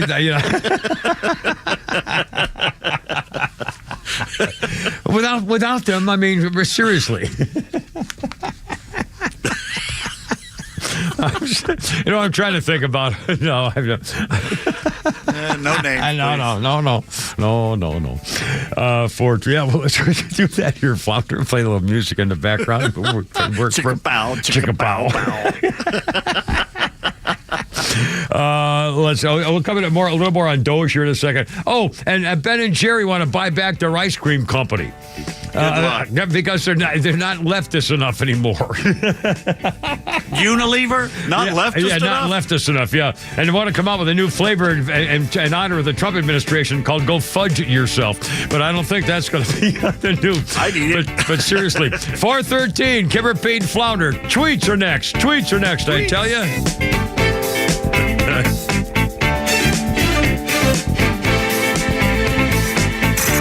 It's time for the Bortz Report, brought to you by Southern Exteriors, the Southeast's premier home exterior solution. Quality and precision you can rely on for over 20 years. Visit southernexteriors.co. Thinking about Gaza, thinking about Ukraine. Hasn't the United Nations done an amazing job for all of us of stopping the bloodshed in Ukraine and Gaza? Getting the hostages returned? Thank God for the United Nations. What a wonderful organization. I hope you're noting my sarcasm. Let me tell you a few things about how the United Nations was created. Russia was in on that at the end of World War II. We needed their support to get this hideous little international body organized. Russia made some demands. For instance, although every member nation would get just one vote in the United Nations General Assembly, Russia wasn't satisfied. No, we want 3 votes. America said, fine. Then the United Nations Charter said that no nation could have more than one judge on the United Nations World Court. Russia objected. No, we want 3 judges. And America said, yeah, okay, you can have 3 judges. How did Russia get away with this? What was their reasoning, their excuse? Russia, USSR, Union of Soviet Socialist Republics, 3 republics, Russia, Ukraine, Belarusia. They wanted to vote for each one. Under those same rules, at that time, the United States would have had 48 votes, 1 for every sovereign state. But the UN, they wanted those votes, and the United States said, yeah, okay. Name me one international conflict that the United Nations has ever peacefully solved. You can't. But we're the primary sponsor, spend more than any other country to keep that organization afloat. We're suckers. Neil Bortz, Extra 106.3. Hey, it's Tug. When it comes to your home, Southern Exteriors has you covered. Roofing, siding, gutters, windows. If it's on the outside, they do it all. For over 20 years, they've been the go-to for homeowners across the South. And right now, you can get 0% financing for 12 months or 10% off any job. Don't wait. Call 877-9-SOUTHERN or visit southernexteriors.co today. Southern Exteriors, where the outside matters most. For half a century, glyphosate has affordably and effectively protected Georgia farmers' crops from invasive weeds. Without it, the impact would be felt beyond the fields, hitting Americans where it hurts, our wallets. That's why the Modern Ag Alliance advocates for farmers' continued access to essential crop protection tools so food prices don't rise even more. Get the facts at controlweedsnotfarming.com. Paid for by the Modern Ag Alliance in support of Georgia farmers. Shooting drills. A coach who knows the game can teach their team how to improve. But one who genuinely cares about each player you have what it takes. We got this. Can inspire them to win. At Truist, we believe the same is true for banking. Because when you work with someone who knows a lot and cares even more, you're unstoppable. Truist, leaders in banking, unwavering in care. Start feeling unstoppable. Visit truist.com/care. Truist Bank, member FDIC, leading based on top 10 U.S. commercial bank.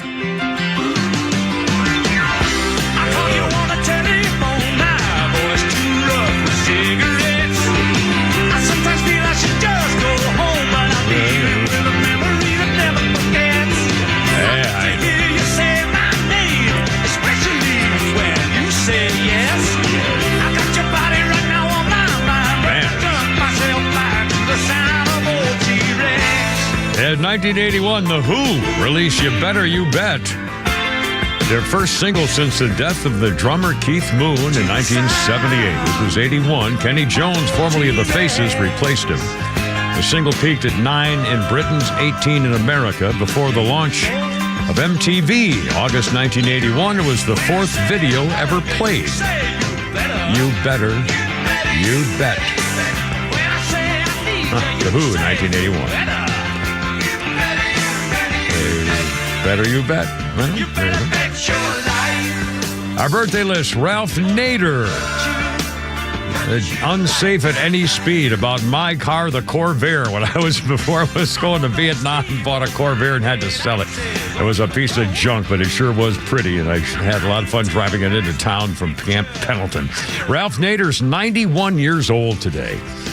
Anyway, happy birthday there, Ralph. And on this day in history, we got a little something here for you. Hold if I get Mr. Phone to be the thing with the thing there. Here we go. Was on this day, now get with me there, thing with the thing there. Was on this day in 1949, Captain James Gallagher and crew began their flight, the first non-stop flight around the world in 1949. It was on an Air Force Boeing B-50 Super Fortress named Lucky Lady 2. In-flight refueling was used along with an extra fuel tank. Had a double crew of 14, including 3 pilots who rotated in shifts, 6 hours each.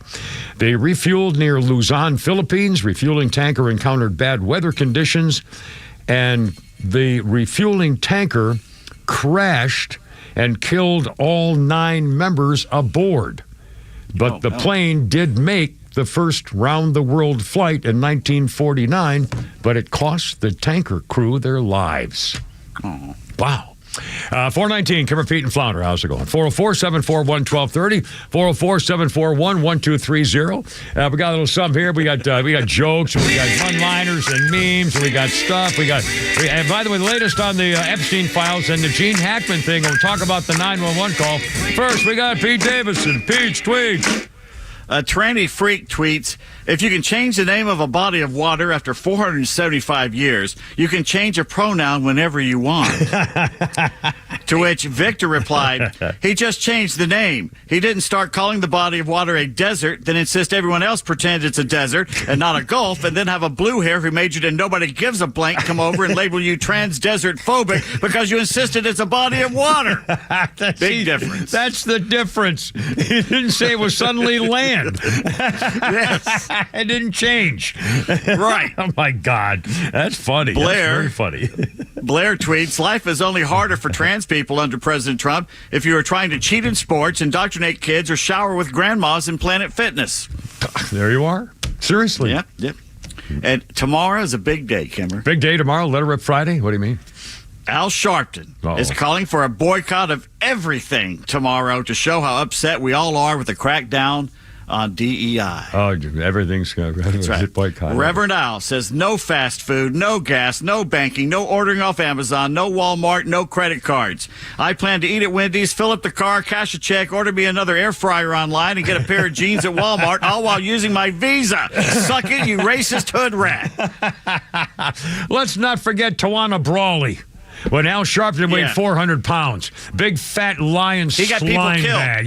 People died because of him. Incited riots that got people killed. Yeah. Tawana Brawley, they pretended they had raped her and abused her. And it was an absolute fake. An anti-white, anti-cop hoax. Yep. And it was deadly. It was really. And Al Sharpton suddenly is still in the world and being quoted and leading people. It's disgustable. 420. Pete Davis, thank you, sir. What's the matter, Flounder? Stratocaster John is on the horn. He's got an update for you. Excellent, Stratocaster John. An update for Kimmer, Pete, and Flounder. What you got, sir? Well, the fuselage of the B-50 Lucky Lady 2 is still being preserved out at Chino, California, at the Plains of Fame Museum. You got kind of a bad line. It's the fuselage is being preserved in California. Is that what you said? That's right. At Chino, at the Plains of Fame Air Museum out there. Well, I missed that last part. The claim to fame. Plains of Fame. Plains of Fame. Excellent. Well, that's good to know. And again, what a story and what a shame, the tanker crew. But again, thank you. I appreciate Stratocaster John. I didn't know that part of it. And there's there's the flying glide of Pete Davis when he spent $400,000 to take a 4-minute flight along a simulator in the cave somewhere. It was a 2-hour flight, and it was worth every penny.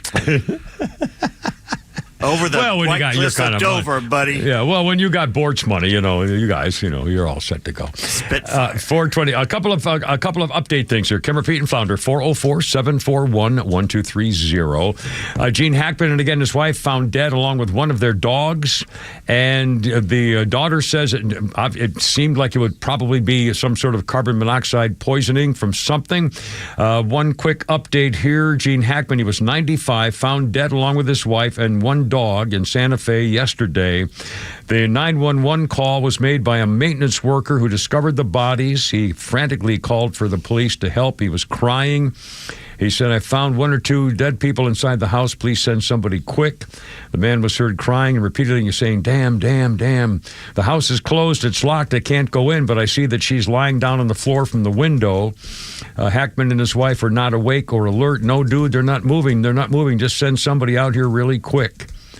A search warrant revealed that they were found basically decomposed and partially mummified, bloating on their face and hands, mummification, both of them.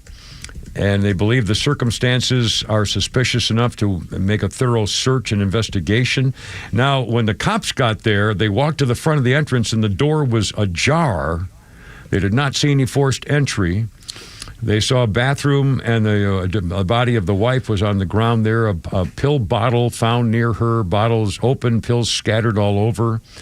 Let's see. One dog in the closet dead. Another dog was lying by her, and another was in the running on the property. A gas company's been called. Fire department called. We don't know what might have happened with anything. And it's just a freaky case. It's a horrible case. Your door is ajar. Yeah. Well, it's still a door. But should we do the Gene Hackman audio thing here again for the what the man died? He was a United States Marine. Shall I tell the quick story again? And then I'll do a Pam Bondi update here. Hold on, I got it. Oh, come on, phone. Don't. There we go. Gene Hackman. When Gene Hackman had a terrible childhood, his father used to beat him up and disappeared when Gene Hackman was 13. His father waved goodbye and never came back. His mother was a drunk. He finally lied about his age and joined the Marines at 16. He was a field radio operator. He was sent to China. The fact that he was 16 years old when he joined the Marines was something that came up when he was on the David Letterman show, and David Letterman asked about it. Flounder, if you will, Gene Hackman and David Letterman. What were the circumstances leading up to the decision a 16-year-old kid makes about going into the Marine Corps for you? I couldn't get laid, and... Point.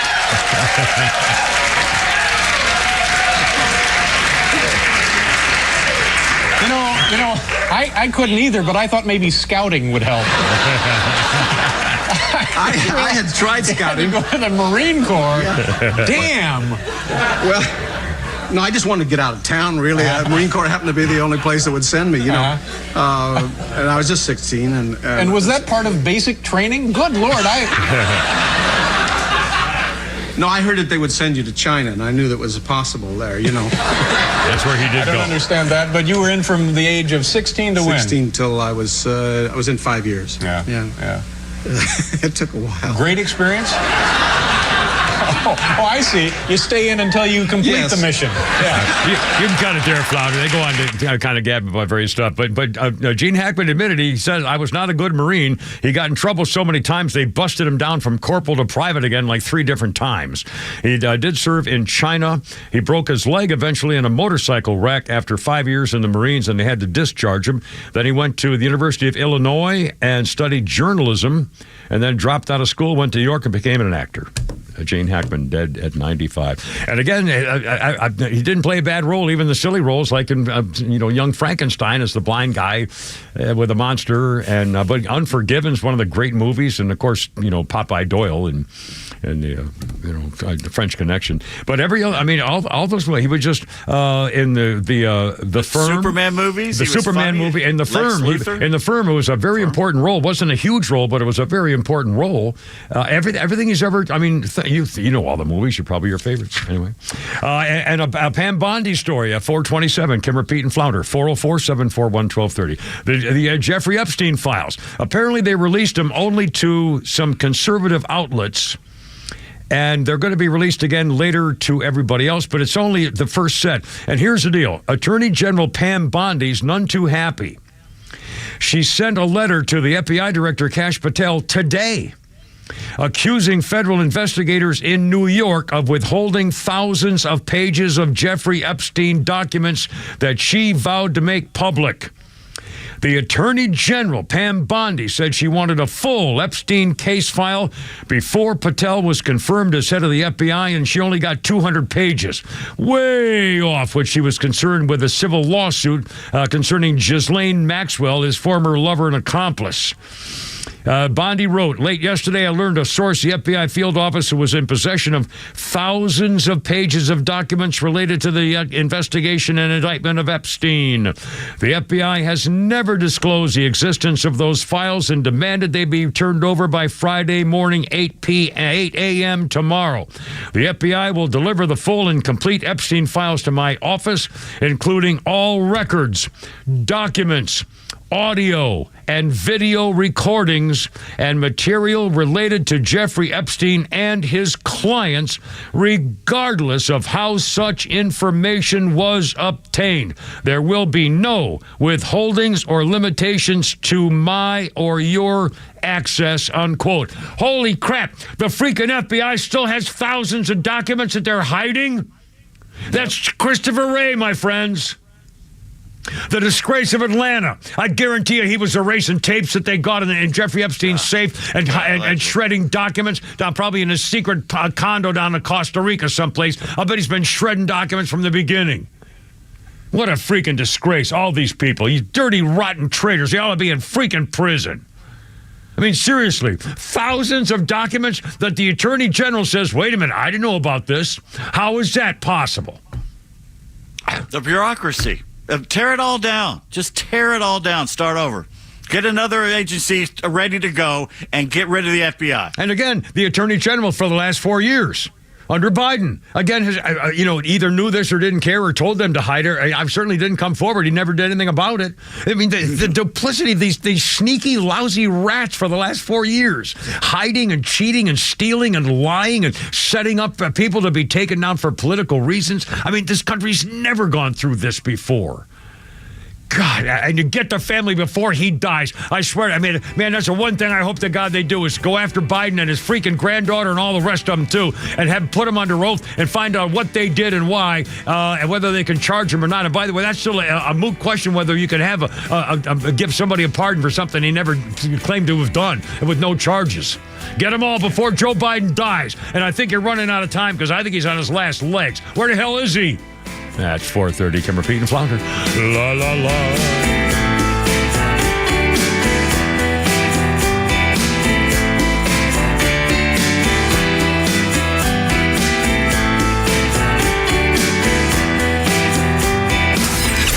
The legend Neil Bortz is only on Extra 106.3. Hey, it's Pete, and here's what you missed from the Talkmaster.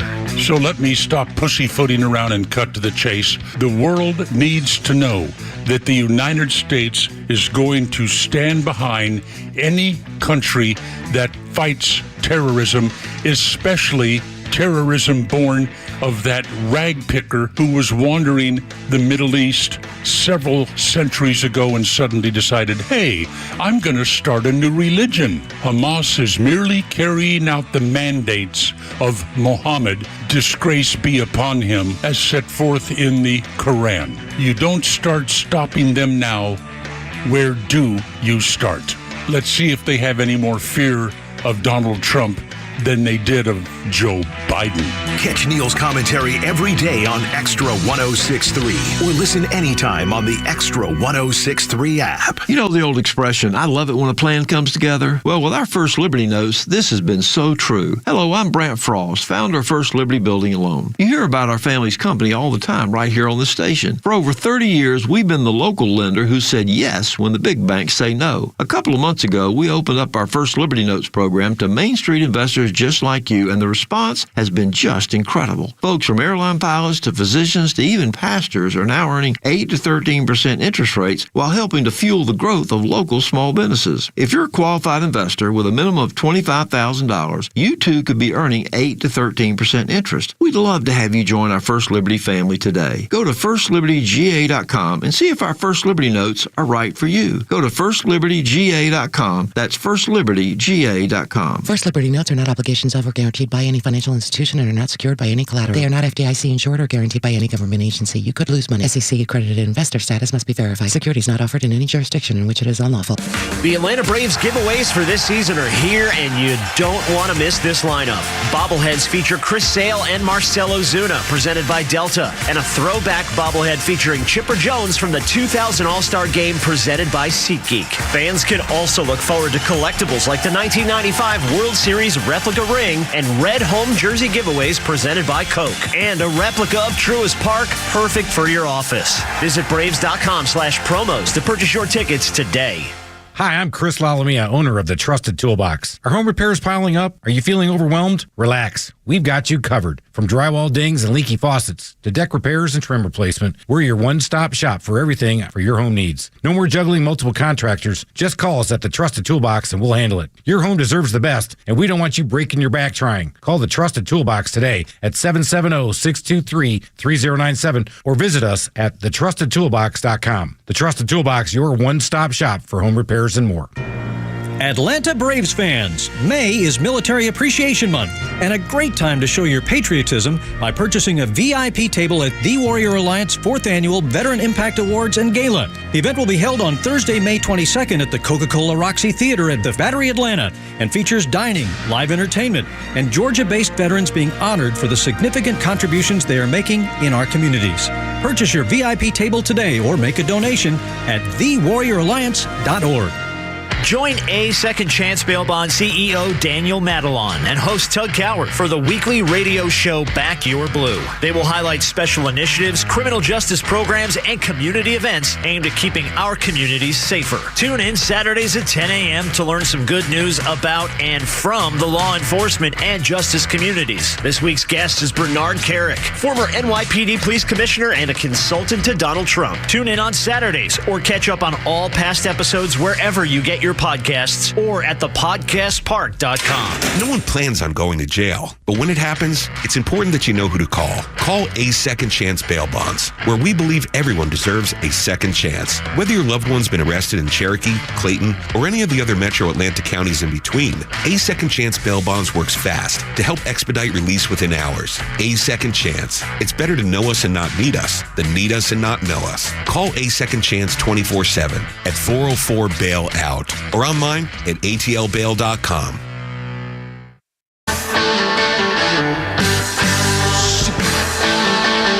Yeah, well, Billy Joel here. Never beaten Flounder. Well, you went uptown riding in your limousine. Yeah, baby. You find Park Avenue clothes. Here we go. The Dom Perignon in your hand and the spoon up your nose. 1980.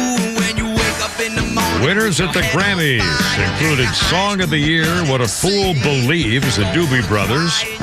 Album of the Year, Billy Joel's 52nd Street. Best New Artist, Ricky Lee Jones. Best New Disco, I Will Survive by Gloria Gaynor.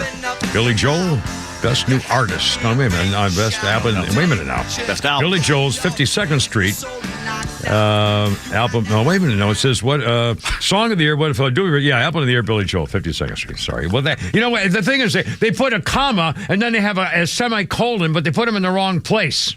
And in fact, I will now tell you what happened to me in prep school once, and I got this right, and they couldn't freaking believe it. The professor put on the board the following sentence with no grammar. With no grammar. And you're going to know what a trick it was as soon as I repeat it to you just out of my head, off the top of my head. He said, I see who can tell me where the grammar goes, punctuation in the sentence you put on the blackboard. And the sentence was, that is, that is not, is not. That is not, that is not. And that is not that is. That was what he wrote on the board, and I declinctinated, or whatever they call it. Declinctination, declining, declencher? Deconstructed. Deconstruct. Yeah. I forget what they was fairly clever there. I hated breaking down sentences. I know. Diagram sentences. Yeah, that's the most worthless thing ever taught in school besides maybe Algebra 2. However, when you, and the things that still get me all the time, and I hear it on the radio all the time in various places, when people say, me and her were going to the store. Oh, really? Me was going to the store? Her was going to the store? It's not her was going. She was going. So it was she and I are going to the store. We are in the communications business. If you say that, if someone understood what you said, then you've communicated and you've done your job. There you are. And now, something you'll really shut up. Josh Groban's birthday, 44. I think he's a singer. Josh Groban, his name's familiar. Yes. And on this day, you're not going to like this because this is a little lengthy, but it's kind of cool about Buddy Holly. And in fact, we had thank you. Yeah, like this, it's a little lengthy. It's like one of the funniest when Bill Burr was doing his thing. He said, "I was sitting down with this girl, and she said, she said, I'm going to say something, and it might be a little racist." And he said, "Boy, I love the way this is going." Anyway, so well, here we go. The story of Buddy Holly in 1980. They found his glasses. The long-lost glasses of rock star Buddy Holly died in the deadly plane crash in 1959 were found in a clerk's office in an envelope. When the Beechcraft carrying Buddy Holly, Richie Valens, and the Big Bopper crashed in Iowa, it struck the ground with such force, all 3 passengers killed immediately, wreckage thrown for hundreds of yards. Snow-covered cornfield. The coroner noted that Holly was wearing the clothes and a leather suitcase near his body and personal effects. Cash, $193, 2 cufflinks, top portion of a ballpoint pen. Notably missing from the list were Holly's eyeglasses, the most distinctive visual legacy of a man who influenced the sound and style of rock and roll immeasurably, and they couldn't find his glasses. They did appeared in a government issue, but they were in fact carefully chosen, part of his image, not by him, but by his optometrist. Buddy trying to wear the latest conspicuous frames he could find. Personally, 40 years later, the doctor wrote, I was not happy with the frames he had been using. I didn't think they contributed to anything a distinct personality and performer needs. He found the frames in Mexico City, the doctor did, brought 2 pair back. The heavy black frames, Fiosa frames, that got exactly what he wanted, became a part of him, distinctive rock and roll. The violence of the crash in February were thrown clear with other wreckage in the snow, found later, and the melting snow made them visible again. They were handed into the county sheriff's office and sat in a desk for 21 years. Finally opened by the sheriff on his last day in office in 1980 and returned to Buddy Holly's widow. Oh, good grief. 440, Timber, Pete, and Flounder. 404-741-1230. 741-1230. Oh, by the way, how's Doge doing? Check this out again. And again, this is almost every day we could give you something like this. The Department of Health and Human Services, HHS, has now terminated a contract with a nonprofit, an NGO, a non-government thing, a nonprofit, which was operating a Texas overflow facility. The former U.S. Customs and Immigration Enforcement employee and a guy from the Biden transition team joined a group called Family Endeavors in 2021. They organized to secure a source for HHS to continue to help overflow housing from licensed care facilities. The Family Endeavors money and portfolio grew from $8 million in 2020 to $500 million in 2023. HHS has paid $18 million a month to keep the facility in Pecos, Texas open, used for housing for unaccompanied migrant children. Unfortunately, it's empty. It hasn't been used. It's not being used. And HHS has been paying $18 million a month. A month. And it's empty. There's nobody there. Who's cashing the checks? Yeah. Where's it going? Where's the money going? I went on Perp Walk. Holy moly. I mean, honestly, this is it's been a month. What? They haven't even gotten to the biggest ones yet. I can't wait till they get to the Department of Defense. Oh, my God. All those contractors. Oh, man, this is going to be great. Anyway, 442. I mean, seriously, $18 million a month to take care of unaccompanied children. By the way, the fact that we're even talking about the phrase unaccompanied children, hundreds of thousands of them are gone and missing because of the Biden administration. Allowed children to come in on their own, and they've disappeared. Don't know where they are. Sponsors were just somebody's signature, and nobody knows where they are. If Trump had done that, my God, all hell I mean, that's unholy. That's inhumane. It's a lost generation of these Hispanic kids that once they reach teenage, what are they going to be when they're teenagers? When they've had no structure. I mean, it's honestly hard to believe. Did you hear about at Barnard College and Columbia University also as well? Dozens of the Kafka-clad anti-Jew haters. They call them anti-Israel protesters. They're Jew haters. They're Jew haters. Yeah, stormed the Barnard, the oldest building like in the world or something, beating drums, screaming, shouting, throwing people around. And then some of the pro-Haas Jew haters student groups say, "Oh, those darn public safety people at Barnard actually shoved somebody. Oh, they put one person shoved him. Oh my God, who are you protecting? All the Jews?" I mean, wade in with truncheons on horseback with truncheons and put them in the hospital. Exactly. Nightsticks, baby. And again, it's take their federal funding away. Yeah. How could they allow this to happen? I mean, this is, and again, they're disrupting the daily activities of a legit. And you can't. That's the only thing that they'll listen to is you take their damn money away, and these teachers and professors get fired for doing this, right. And the administrators get fired, and the college goes away. That's the only thing that's going to stop this. This is 1936 in Berlin. This is New York City in 2025. Yeah. They need to start protecting these kids. Yeah, it's a less shattering version of Crystal Night. I mean, it's kind of a long, drawn-out example of what is the event of Crystal Night, what it meant and what's happening. We keep hearing the talk about, they're going to deport all these ones that are caught with student visas that are foreign, blah, blah. Start doing it. Yeah. Why aren't there feds there arresting them right now and deporting them today? Where are the buses going to the airport? Great question. 444. Also coming up, we'll talk about Ben & Jerry's. The founders of it want to get their company back. They sold it for $300 million 5 years ago. No, like 25 years ago, sorry. To a competing brand that takes care of Breyers and so forth. Anyway, so Ben & Jerry wants it back because now the new company, Unilever, is not as leftist as Ben & Jerry's used to be. So they're coming out with some new flavors on their own, like Nuts and Nads Swirl, Impeachment and Cream, Rocky Roadkill, Fudge Wapner. I don't know. These are ridiculous. Rocky Roadkill. Rocky Roadkill. Cookies and crack. I don't know. Last Will and Testament. I mean, again, this is just these are all so bad. Anyway, 4:04. It's 4:45. We'll do a game next. Let's do a game next. A game, by golly. I'm so excited thinking about it. Pete Davis special. And the latest on Gene Hackman and his wife and doggy and the Jeffrey Epstein ridiculous joke.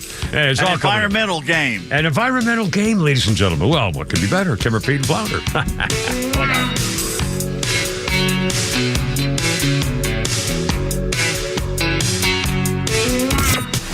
The first 100 days of President Trump's second term will move fast. And with changes coming down every day, count on Atlanta's conservative voice to bring you the latest updates without the mainstream spin. The Morning Extra, Glenn Beck, Clay and Buck, and The Kimmer Show. Our huge lineup has you covered from your drive in to your drive home. Proud to be the conservative voice of Atlanta. Extra 106.3 FM and streaming across Georgia on the Extra app. If you're looking for a great new gig, our friends at Atlanta Peach Movers are now hiring. No experience? No problem. Training will be provided through Peach University. And if you have verifiable experience, you can score up to a $500 sign-on bonus. Contact Orlando for more information at 404-640-1300. That's 404-640-1300. And get your new career moving with Atlanta Peach Movers. By texting 64,000, you agree to receive recurring automated marketing messages from Real Success. Message and data rates may apply. No purchase required. Terms apply. Available at ourrealsuccess.com. Do you want to learn how to make money flipping houses and acquiring rental properties right here in Atlanta? We're offering a handful of motivated individuals the opportunity to attend our workshop right here in Atlanta for free. That's right. We'll give you 2 free tickets when you text FLIP to 64,000. Atlanta is the perfect market to flip houses and build rental income. Discover the simple steps developed by Joe Arias, one of real estate's greatest rags to riches stories. You'll learn to flip properties and secure rental properties without using your own money and in your spare time. Don't miss this opportunity. Come to a complimentary live 2-hour workshop this week right here in Atlanta and learn how to start making money flipping homes and building long-term wealth with rental properties. To get 2 free tickets, text FLIP to 64,000. Text in the next 10 minutes and registrants will also receive a free copy of our Funding for Deals guide. Text FLIP FLIP to 64,000 for 2 complimentary tickets. Text FLIP to 64,000. When you buy a Subaru from Subaru of Gwinnett, you're buying more than a vehicle. You're buying safety for your family, an investment that will hold its value, and something that will last a long time. You're buying trust. For a limited time, celebrate all the 2025 models during the Subaru A Lot to Love event, now through March 31st. Whether you're looking to match your adventurous spirit with the 2025 Subaru Outback or lean on the reliability of the 2025 Subaru Forester, Subaru of Gwinnett has the perfect fit for your family. You'll love exploring in the 2025 Subaru Crosstrek, and the 2025 Subaru Legacy is what happens when we put the best of Subaru into a sedan. Plus, every Subaru model comes equipped with standard symmetrical all-wheel drive. Subaru of Gwinnett has been your hometown dealership for years, and we're proud to be here to help your family find a Subaru to love for years to come. And our award-winning service department is here to ensure you've always got someone to lean on and trust when you need us. Stop in for a test drive on Satellite Boulevard in Duluth and meet our incredible staff, or start your shopping online at SubaruofGwinnett.com. Are you the type of consumer that likes to do your research before you choose a company? Well, then you need to join Dan Watkins, Chris Lolamy, and myself, Jim Niarchos, every Saturday morning at 9 for the All Four Seasons Home Show. We only vet local businesses with a proven history of integrity, competence, and solid customer service. The All Four Seasons Home Show helps you make a good consumer decision, save money, and not get ripped off. You can also follow our podcasts on Apple, Google, and Spotify. The All Four Seasons Home Show, Saturday mornings at 9, right here on Extra 106.3.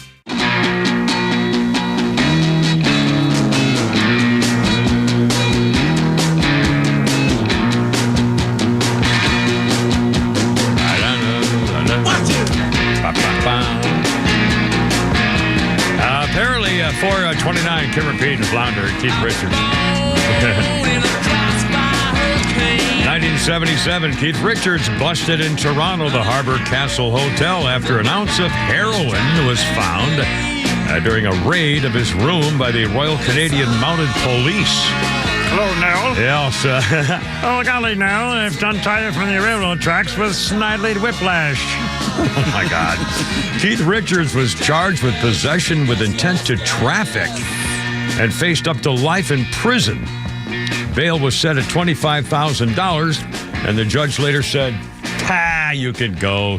Sorry, man. We know you got to play tonight or something. So it was all fine. Really, seriously, it's no big deal. Let's see. Our birthday list includes Adam Baldwin. He's not a Baldwin brother. He's 63. Adam Baldwin was Mike Slattery on the TNT show The Last Ship. He was Noel Rohrer on X-Files, John Casey on Chuck, and Jane on Firefly, and Animal Mother in Full Metal Jacket. One of the guys in the Thing of the Thinger. And again, Adam Baldwin, 63. And on this day in history, this was an important day for Kimmer Babes. On this day in 1922, the Supreme Court made a decision concerning women and voting.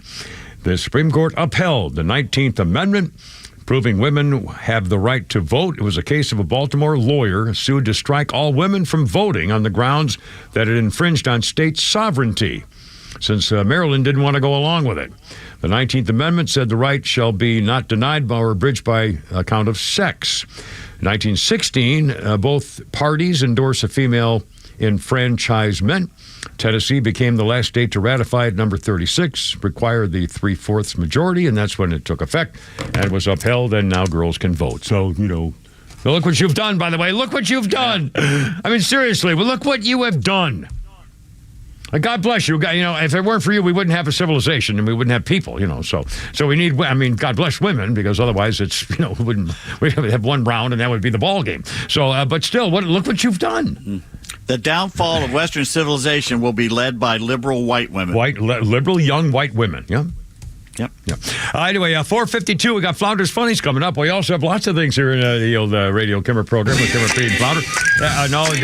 Actually, the other one. I'm sorry, I've got it upside down. We're going to do this one here. If you're on YouTube, you can see I have a sign, and on one side is Donald Trump, which is Flounder's Funnies, and on the second side is tweets on this day, and upside down is game. So here we go with the game with Pete Davis right here. What do you got? All right. Both of you get to play on this one. All right. It's an environmental game. All right. Which state of the 50 states has the most forest land? Most forest land. Well, you've got to immediately go Alaska, which is Alaska probably wrong. Is 35%. Way wrong. Wow. Well, then you got to go California because it's big. California, 33%. That's even less than Alaska. God. Well, no. What about Oregon? Oregon, 49%. Nope. Are you talking about the greatest percentage of its size or the most number of trees? Of the state that has forests on it, trees. Oh, well, probably Minnesota. And by the way, Eastern Oregon is pretty much a damn desert, tell you the truth. Most of Eastern Oregon. What was it, Texas? No, Minnesota.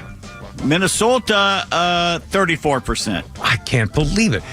Well, New York State has got the Adirondacks, but in the Catskills. 63%. Wow, that's a lot. The most is 89%. One state has 89% forest land. God, it's probably Arkansas. It's been in the news or lately. West Virginia. It's been in the news lately. West Virginia, 79%. That's a lot, too. Been in the news. Had a fight with President Trump last week. Oh, Maine. Maine, 89%. Yeah, I should have thought of Maine. Yeah, New England. Okay, which southern state has the most forest land? Probably Georgia. Or North Carolina? No, Georgia, 67%. North Carolina is 59%. That is not the answer, though. Tennessee? Tennessee is only 53%, which is surprising. Not Florida.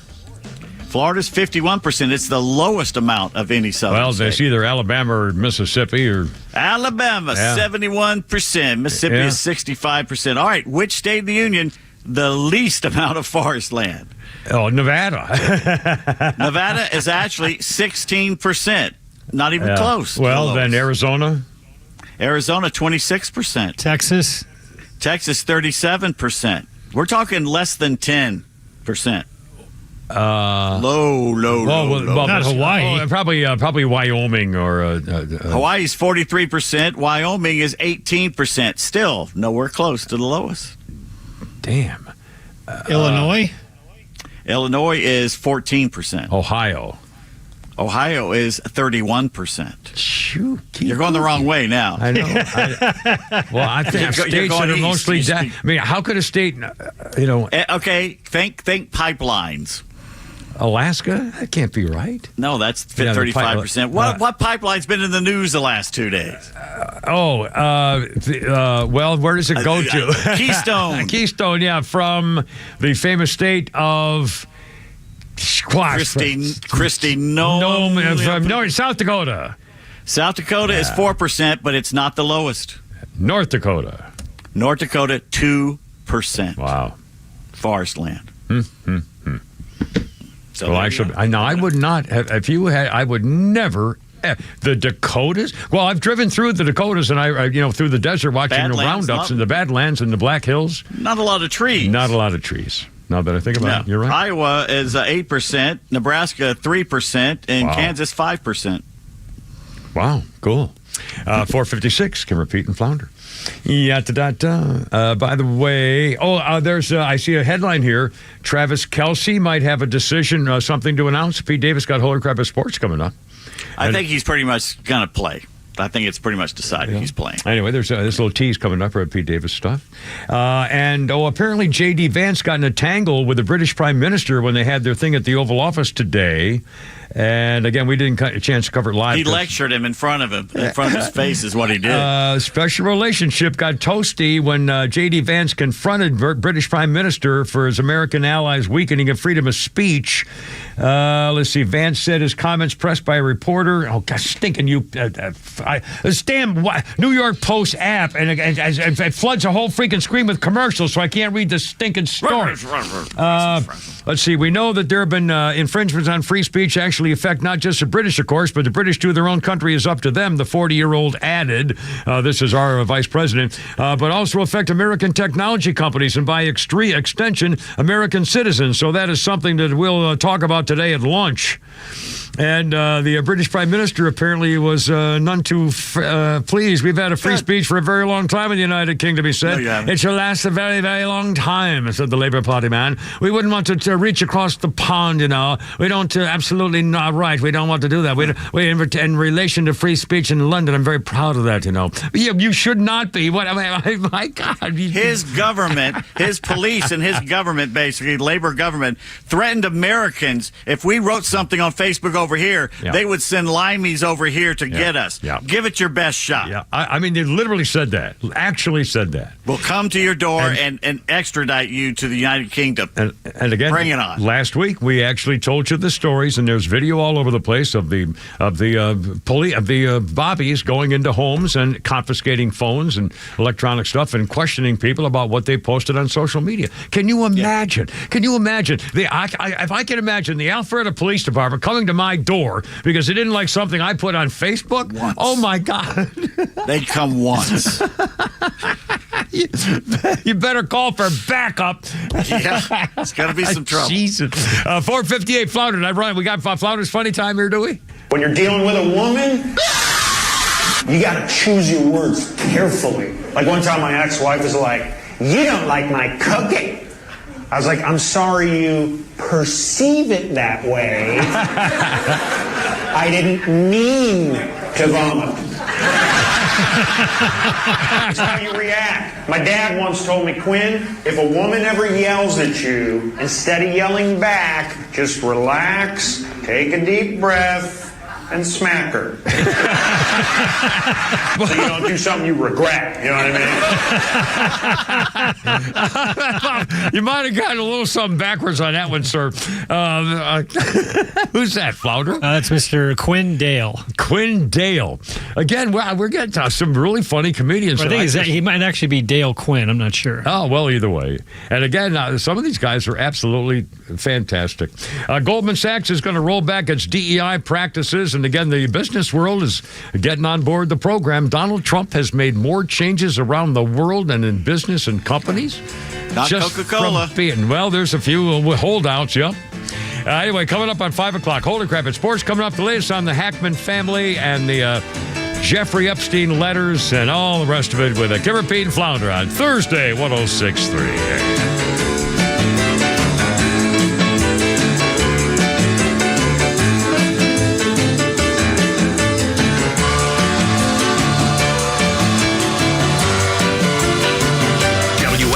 And W292 EV Marietta, a Dickey Broadcasting Station. This hour is presented by Lee Branch Jewelry and Watches.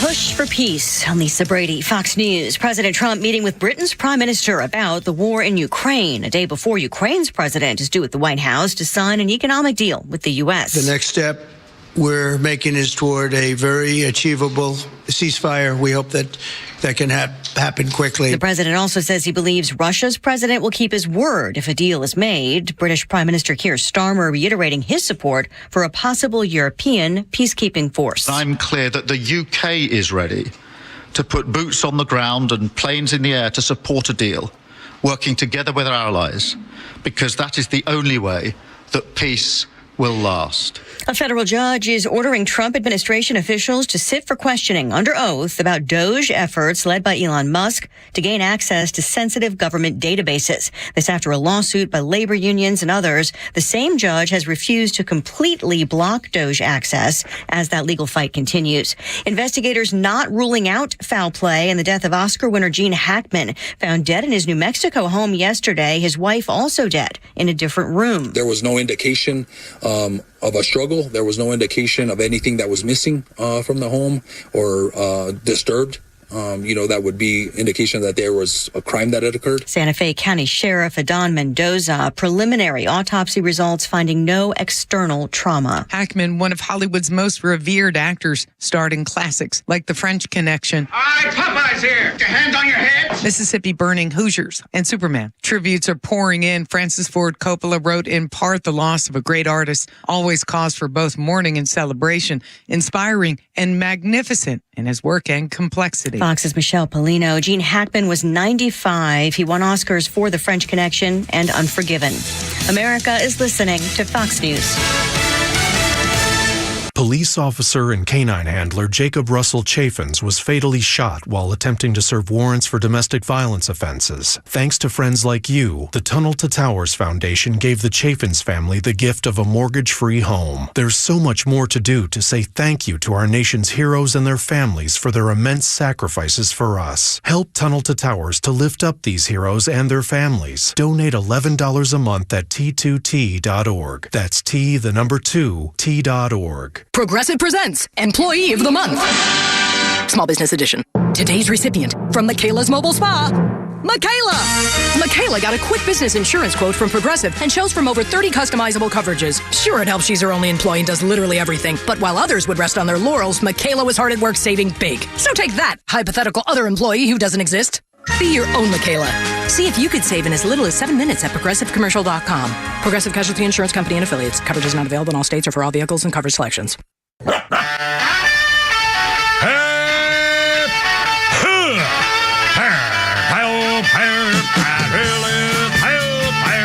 Let's get it together, ladies. Left shoulder, right of leg, ready on your dog target.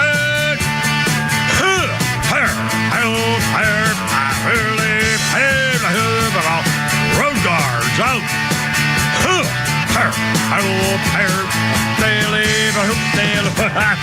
Stand by. Look out, it's only me. It's only the Kipper with Pete Davis and Flounder at the controls.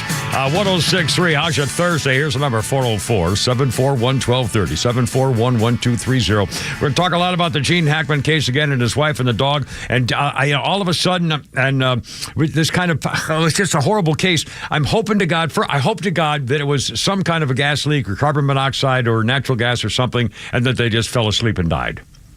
One dog was dead in the closet. Another dog was alive next to his mommy, guarding her apparently, or being with her. And the third dog was around the property. But anyway, I'm hoping to God that they just fell asleep and died because of some gas leak or whatever it was. And you just mentioned something, Pete. Wouldn't it be horrible? One of the pieces of evidence on the Gene Hackman case showed that he was,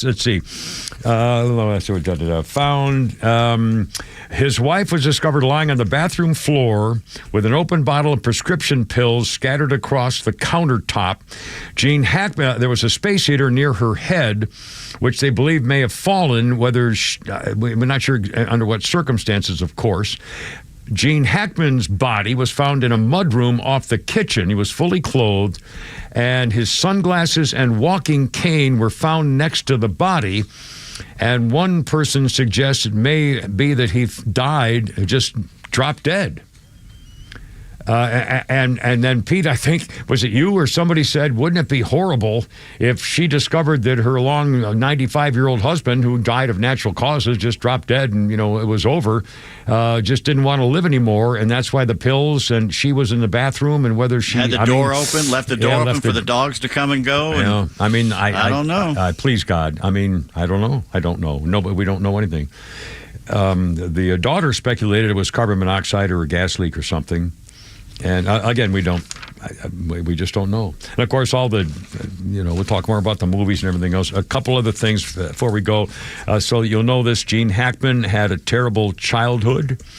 His father was a scumbag who beat him up all the time and beat up his mother all the time. And when Gene Hackman was 13, his father waved goodbye and never came back. His mother was an alcoholic, fought all the time. Gene Hackman, when he was 16 years old, joined the Marines. Lied about his age so he can get in. Later on, we'll play that soundbite of David Letterman show in case you missed it, but not at the moment. Lied about his age, being 16, to get into the Marines, which was common at the time. Served as a radio field operator, and then in the Marine Corps, he went to China and the Marine Amphibious Corps. They were taking care of 600,000 Japanese and Koreans remaining in China at the end of World War II, protecting American lives and property as well. He was assigned to the 3rd Marine Regiment, the Signal School Battalion. He was Gene Hackman was in trouble all the time in the Marines. He got busted from corporal like 3 different times. He said, I have trouble with the direction because I have trouble with authority. I was not a good Marine, but I had a good time in the Marines. And then 5 years in, he got in a motorcycle motorcycle wreck and broke his knee and his shoulder, and was discharged and studied journalism at the University of Illinois for a little while, dropped out and became an actor. So that's kind of the background on his how he got into the business here around this stuff. And again, the both of the bodies were found in conditions of being mummified. So, and nobody apparently had seen him for perhaps a couple of weeks. So Gene Hackman won Oscars for The French Connection and Unforgiven, both of which I have on my, I don't have a French Connection, I have Unforgiven still in that. Clint Eastwood, what a great movie that was. Wow. A hard, tough movie, but a really, really well done movie. Let's see. By the way, other actors who were in the Marines that you may not know, B. Arthur. World War II, B. Arthur, under the name Bernice Frankel, her real name, was a Marine Corps truck driver. And she never talked about it, and for some reason, whatever. The Everly brothers, Don and Phil, were in the Marines as reservists. Bozo the Clown, the original Bob Bell, the original Bozo the Clown was a Marine. Captain Kangaroo was a Marine, never served in combat. But the story that Lee Marvin said he was the bravest Marine he ever saw was not true. But Lee Marvin was a Marine, and Lee Marvin was wounded, shot in the ass in the Battle of Saipan. Drew Carey was a Marine reservist. Pat Robertson was in the Marines, lied about being in combat, apparently. That's figures. And Ed McMahon, of course, we all know, doing the Manual of Arms every year with Johnny Carson on the show and stuff. Yes. Yes. You are correct, sir. Yes. Anyway, what a story on Gene Hackman and his wife and one dog. B. Arthur. Have you BS today? Have you tried to BS today?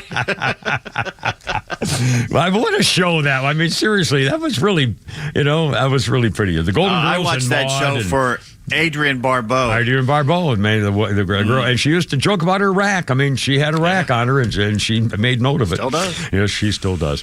Let's see, another couple of things here. On the other major story here was if you just get out of work and you're figuring what the heck is going on, here's the latest now on the business with. Come on, phone, stop doing that to me. Stop doing that. Here we go. Here's the latest on the phone with the Jeffrey Epstein files. Oh, in fact, first of all, there's one other update here, real quick. From the files are supposed to be released today. They were released to some sources, mostly conservative media like Libs of TikTok. One source who saw them said it's only 100 pages and it's just a list of people on a list. It doesn't say what they did. There's no context to it. So people are going to be very disappointed. And in fact, the Congresswoman Anna Paulina from Florida, oh, she's just so gorgeous, leads a House GOP task force. She says, I nor the task force were given or reviewed the Epstein documents being released today. A revealed story says the documents will simply be his phone book. Quote, big capital letters, this is not what we or the American people asked for, and a complete disappointment. Get us the information we asked for, exclamation point. The phone books have been released before, has names in it that now include things like Chris Cuomo's wife, actress Morgan Fairchild, billionaire Carl Icahn. Anyway, and now Pam Bondi's getting in on it. Pam Bondi today wrote a letter to Kash Patel, the FBI director, saying, okay, here's what I need. She had requested the full Epstein case file before he was even confirmed, and she said she's only gotten 200 pages. That's way less than she got and should have gotten, and here's why. This is a quote from the Attorney General to the FBI director. I repeatedly questioned whether this was the full set of documents responsive to my request, repeatedly assured by the FBI that we had received the full set of documents. Late yesterday, I learned from a source the FBI field office in New York was in possession of thousands of pages of documents related to the investigation and indictment of Epstein. The FBI had never disclosed the existence of those files, and we demand they be turned over by Friday morning at 8 a.m. The FBI will deliver the full and complete Epstein files to my office, including all records, documents, audio, and video recordings, regardless of how such information was obtained. No withholding or limitation to me or your success and your access as well. She wants an internal investigation into the issue, told Patel, propose personal action and personnel action within 2 weeks. And she's still supposed to release more this afternoon. But again, the FBI has hidden thousands of pages. That's under Christopher Wray, the disgrace of Atlanta. That's his deal. And you know they've been shredding and hiding documents, erasing videotapes. Oh, my God. You freaking Nazis. You ought to be in prison. How do you explain that, Christopher Wray? And how do you all top executives of the FBI explain it, too? How come you're not out there protesting and resigning? Shame on you. Shame on all of you. The politicization of this has never happened in America before. For years, it's been going on. I mean, honestly, I don't know how you get over this. They've got to go to prison. So, and again, later on, if we may get a chance to play it again, Mike Flynn, the former top advisor to Donald Trump, was president the first time. The FBI ruined his life. Faked stuff with him, and he says he can prove that Jim Comey was responsible for all this kinds of stuff, and he's going to go get him. And he says, you're going to prison, Comey. Mike Flynn says Jim Comey is going to go to prison. Well, I've covered up 5:13, Kim Rapina and Flounder. Holy crap, it's sports. Next by 106.3.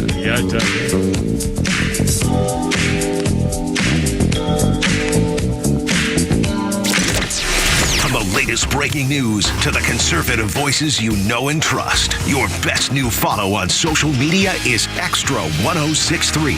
We're at XTRA 1063 on Twitter, Facebook, TikTok, Threads, and LinkedIn, and pretty much any social media you scroll through every day. And we drop exclusive giveaways, new daily content, and the latest breaking news from Georgia and across this great nation. Interact with your favorite Extra personalities. Get the latest on our live events and so much more. Follow at Extra 1063 across all your social media and keep up with Atlanta's only conservative voice. Its intelligent technology is intuitive, its responsive performance, responsible. Turbo power with a hybrid assist, a digital yet sensual cockpit, and sporty elegance help make the C-Class a driver's delight and paradise for passengers. Get an exceptional offer on the 2024 Mercedes-Benz C300 sedan. Just $459 per month for 36 months with $41.54 due at signing. Exclusively from RBM of Atlanta in Sandy Springs. Contact RBM of Atlanta for details and see how to qualify. We'd love to welcome you to the RBM of Atlanta family. Special lease rate available only to qualified customers exclusively from Mercedes-Benz Financial Service through RBM of Atlanta Sandy Springs through February 28th, 2025. Excludes tax, tag, title, and Georgia Lemon Law fees. Contact RBM of Atlanta for details on this and other exciting offers. Visit us at rbmofatlanta.com or call us at 770-390-0700 for details. Advisory services offered through Master Plan Retirement Consultants, Inc., a registered investment advisory in the state of Georgia. Insurance, tax, and commodity services offered through Fricks & Associates, Inc., DBA Master Plan Retirement Consultants. The aforementioned are affiliated companies. Retirement means different things to different people. Some folks want to travel the world. Some folks want to spend more time with grandkids. For me, I'm looking forward to spending more time with my guitar. Whether extravagant and robust or simple and cozy, every retirement needs a plan. You wouldn't take a trip without directions. You have to know where you are before you know where you're going. Master Plan Retirement Consultants have helped many like you plan for their own retirement. Not only does Master Plan help you create the roadmap, they join you on the journey. So whether you want to travel the world, become a pickleball champ, or just looking for a good porch, a sturdy rocking chair, and an acoustic guitar, remember to plan well because the destination is worth it. Visit masterplanretire.com to schedule your complimentary consultation today. ZipRecruiter is the place. ZipRecruiter is the place for talented teachers, savvy software developers, and master mixologists. ZipRecruiter is the place where you meet all these people and more. That's because ZipRecruiter is the place for job seekers who are looking for new opportunities. In fact, ZipRecruiter helps 10 million people with their job search every day, so you can find the right candidates right away. Try ZipRecruiter for free at ZipRecruiter.com/free. That's ZipRecruiter.com/free. They want me to do what? Anyway, request for the Kimmers attention coming up. By the way, George H.W. Bush said on this day in history, Kuwait is liberated and the Iraqi army is defeated. It was the end of Operation Desert Storm 1991. Holy crap, it's sports with Pete Davis. All right, take a look. Oh, the Braves visit the Nats tonight, starting in about an hour. Case and Elder starting for Atlanta. You might know him as Bryce. Oh, Kaysen? I didn't know. Well, Kayson's his middle name. So cool. The Falcons' interim GM and head coach both say they want to see the best version of tight end Kyle Pitts this upcoming season. Well, really? Well, that best version likely consists of him being in a different uniform and the Falcons having a few more draft picks, but that's just me. Yeah. Don't get your hopes up, but the Falcons are actually talking to Bulldog players about being drafted here in Atlanta. Oh, now you're lying now. That's bull. You're just, ladies and gentlemen, I like to apologize. That's crazy talk. I've never heard of such a thing. That's crazy talk. I'm telling you.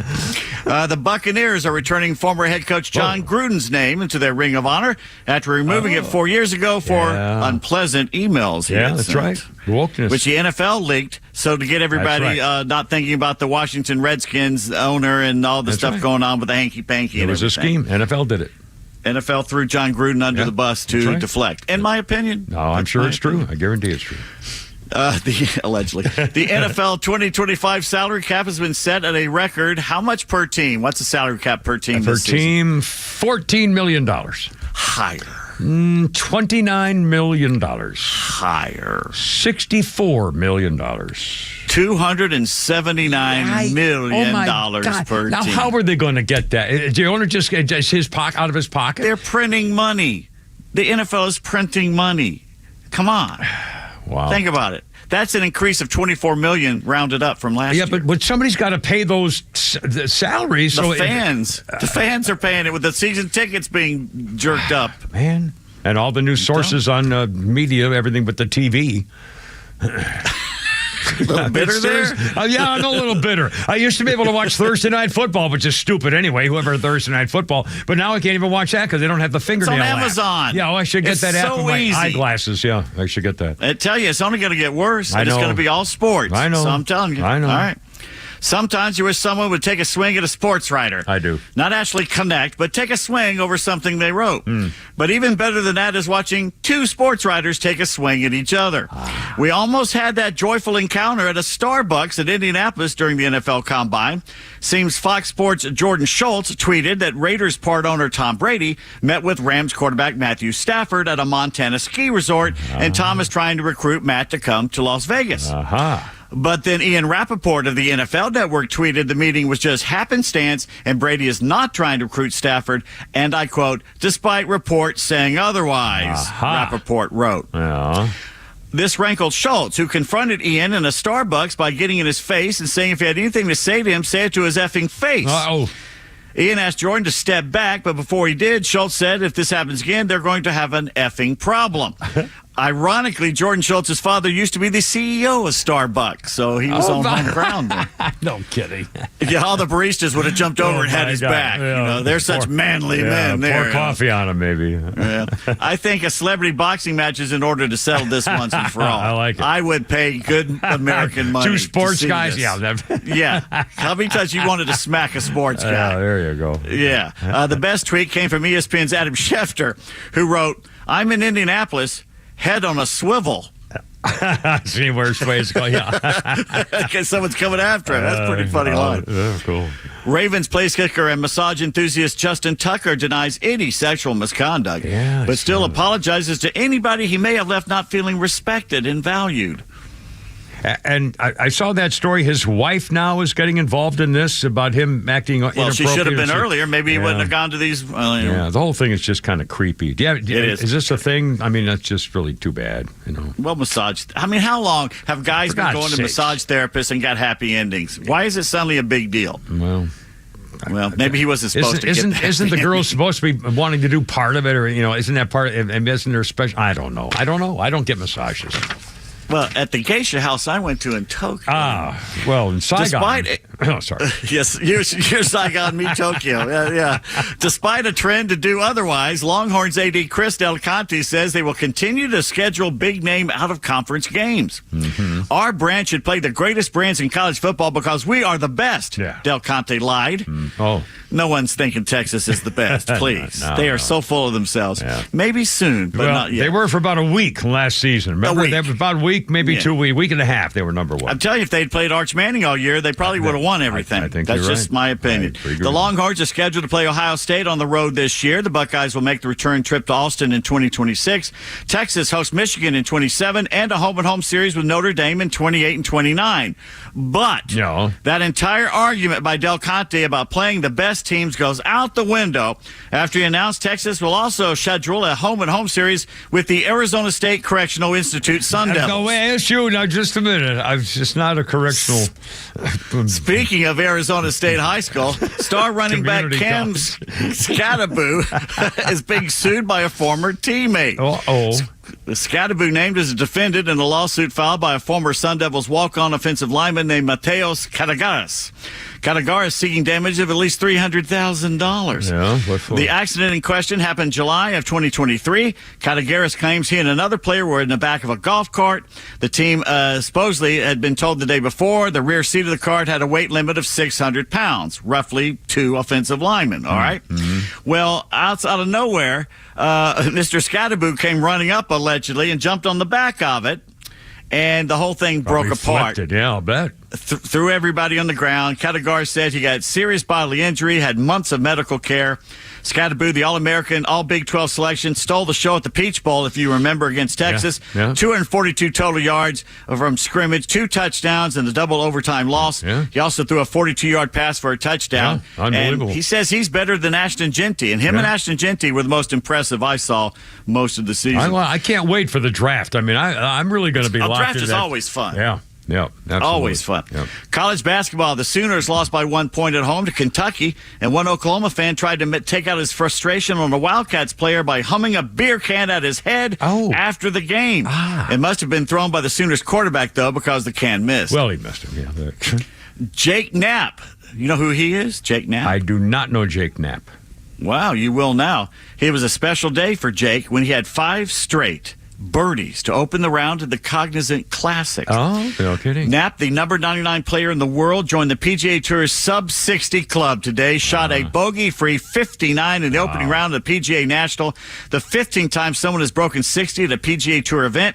He missed an 18-foot, 8-inch eagle at number 18, would have tied the Tour scoring record of 58 by... the guy from Georgia Tech, the blonde guy from Georgia Tech University, or not. Or Jim Furyk. Oh, Jim Furyk. I've forgotten that. Final round of 2016 Travelers Championship had a little wind at Palm Beach Gardens, Florida. The only trouble came when Billy Horschel on the 7th hole had to use a club to shoo away an alligator. He poked it in the shoulder, poking at it. Billy knew what he was doing. He himself is a Florida Gator. Well, there you are.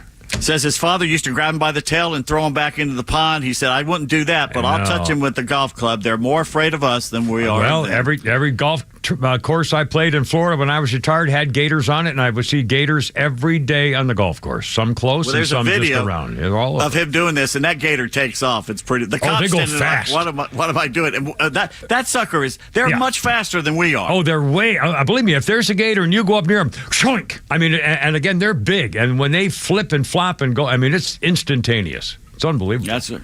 Today in sports history, February 27th, 1874, baseball first played in England at Lord's Cricket Ground. I went by it when I was there a couple years ago. It's in a nice little neighborhood, which is literally walking distance right down the hill from Abbey Road Studios. So if you go to Abbey Road and you're a sports fan, just walk down the hill a little bit. It's a nice little neighborhood, and there's this massive cricket ground right nestled in the middle of it. It's pretty cool. Well, I'll be darned. 1935, Babe Ruth signs a contract with the Boston Braves, serving the Braves as player, coach, and team vice president. The U.S. Olympic hockey team beat the USSR 3-2 en route to the gold medal. But it was not the Miracle on Ice, was it, Pete Davis? You rascal, you sly devil, you... look Time for the rest of the story. Yeah, 1960, California. 1960, ladies and gentlemen. I always thought it was Squaw Valley, but someone said it was in California. Yeah. So well, isn't Squaw Valley, California? I think Squaw Valley is in California. I thought it was Idaho. No, I think... Okay, maybe it is California. I think it's California. I believe so. They changed the name, though. Yeah, they changed it. It's Squaw. It's no longer squaw, which means whore. Or tramp. It means puta in Spanish. Well, it means slut. It means tramp in Indian language. Maricon. 1998, from Chicago's Holy Name Cathedral, WGN-TV airs the funeral of beloved broadcaster Harry Carey. Spent 53 years behind the mic. What teams did he do play-by-play for? St. Louis, Chicago. There's 4. Chicago. So wait a minute. Wait. No, you got to give me teams. Don't give me cities with 2 teams. All right. Chicago White Sox, Chicago Cubs, St. Louis Cardinals. Yes. So close. Oh, man. You're so close. So close. By the way, the 2 teams in St. Louis, the Browns were there too. Oh, the St. Louis Browns? Point. Okay, I was going to say Browns. No, it wasn't the Browns. No. Oh, it's Cardinals, right? Yeah, you got 3 of them, but you missed the 4th. I don't know. I couldn't tell you. Further west than St. Louis. Wow. He didn't go like Seattle. He wasn't in Seattle or something. South of Seattle. He was oh my God, San Francisco Giant or the right across the bay. The Oakland Athletics. Oakland A's. No, did the Oakland I don't A's remember that. Well, maybe 1 year, and then he came back to do White Sox. No, and then the White Sox took him from the Cubs took him from the White Sox. 60s or something, I guess. Wow. No, that was the 70s or 80s. Was it? That happened. God, yeah, I don't remember that. Because Augie Bush fired him from the Cardinals because, that's we don't say why. Well, he was having a thing with Augie's wife. Maybe. Well, allegedly. I'm sure it's not true. I'm almost positive. Our birthday. I'm sorry. Were you? Are you? No, I'm through. Okay. Our sports birthday list of Pete Davis includes James Worthy, L.A. Lakers great, the guy with the goggles. James Worthy, North Carolina, 64 years old today, and Tony Gonzalez, 49 years old. Tony Gonzalez holds every major NFL record for tight ends. Tony Gonzalez retired in 2013 with the Atlanta Falcons, inducted into the Hall of Fame in 2019. And Pete Davis, tell us about Tony Gonzalez, about the things that we There's a story that I think one of our down-the-hall co-workers once told, but I'm not going to say his name in case it wasn't him. Yeah, I know you told us something about he would show up at parties and show up at a party with a fish that he wanted the host to cook instead of whatever she had been cooking. Yeah. Just for him. Kind of a special... He's let's just put it this way. He's a very good player, but a very narcissistic individual, according to a lot of people. I didn't see much of it. That's not the first time. Yeah, that's not the first. No, it's not anyway, the first. So we have a hell of a football player. And on this day in history, the first woman elected into the Baseball Hall of Fame in 2006. Her name was Effa Manley. Mm-hmm. She died in 1981, co-owner of the Newark, New Jersey Eagles, a Negro League powerhouse. Huge advocate for black ball players. The guy says she deserving, did a lot for the game, said Hall of Famer Monty Irvin, played for the Eagles in the 40s, started with the Giants in the big leagues, one of the first MLB black players. Historic day in the Hall of Fame for this woman to get in, co-owned the Eagles with her husband, ran a business on the side, did more and more for the team, got totally involved, feuded with the big league teams. Jackie Robinson signing with the Brooklyn Dodgers broke the color line, and she went to Branch Lickey and said, okay, we got to do that too. She did a lot for the community of Newark and the world of baseball. First woman in the Baseball Hall of Fame. Monty Irvin mentored Willie Mays with the New York Giants. Yep. That's 5:30 already. Holy cow. Kim, Pete, and Flounder on 106.3. How's it going? Hope you enjoy it. It's a beautiful day. What do you think?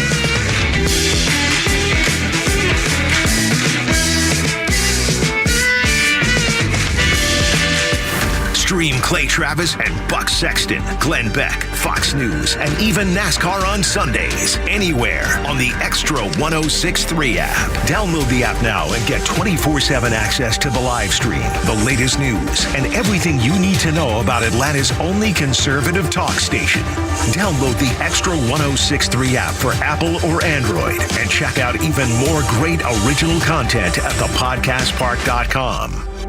For half a century, glyphosate has affordably and effectively protected Georgia farmers' crops from invasive weeds. Without it, the impact would be felt beyond the fields, hitting Americans where it hurts, our wallets.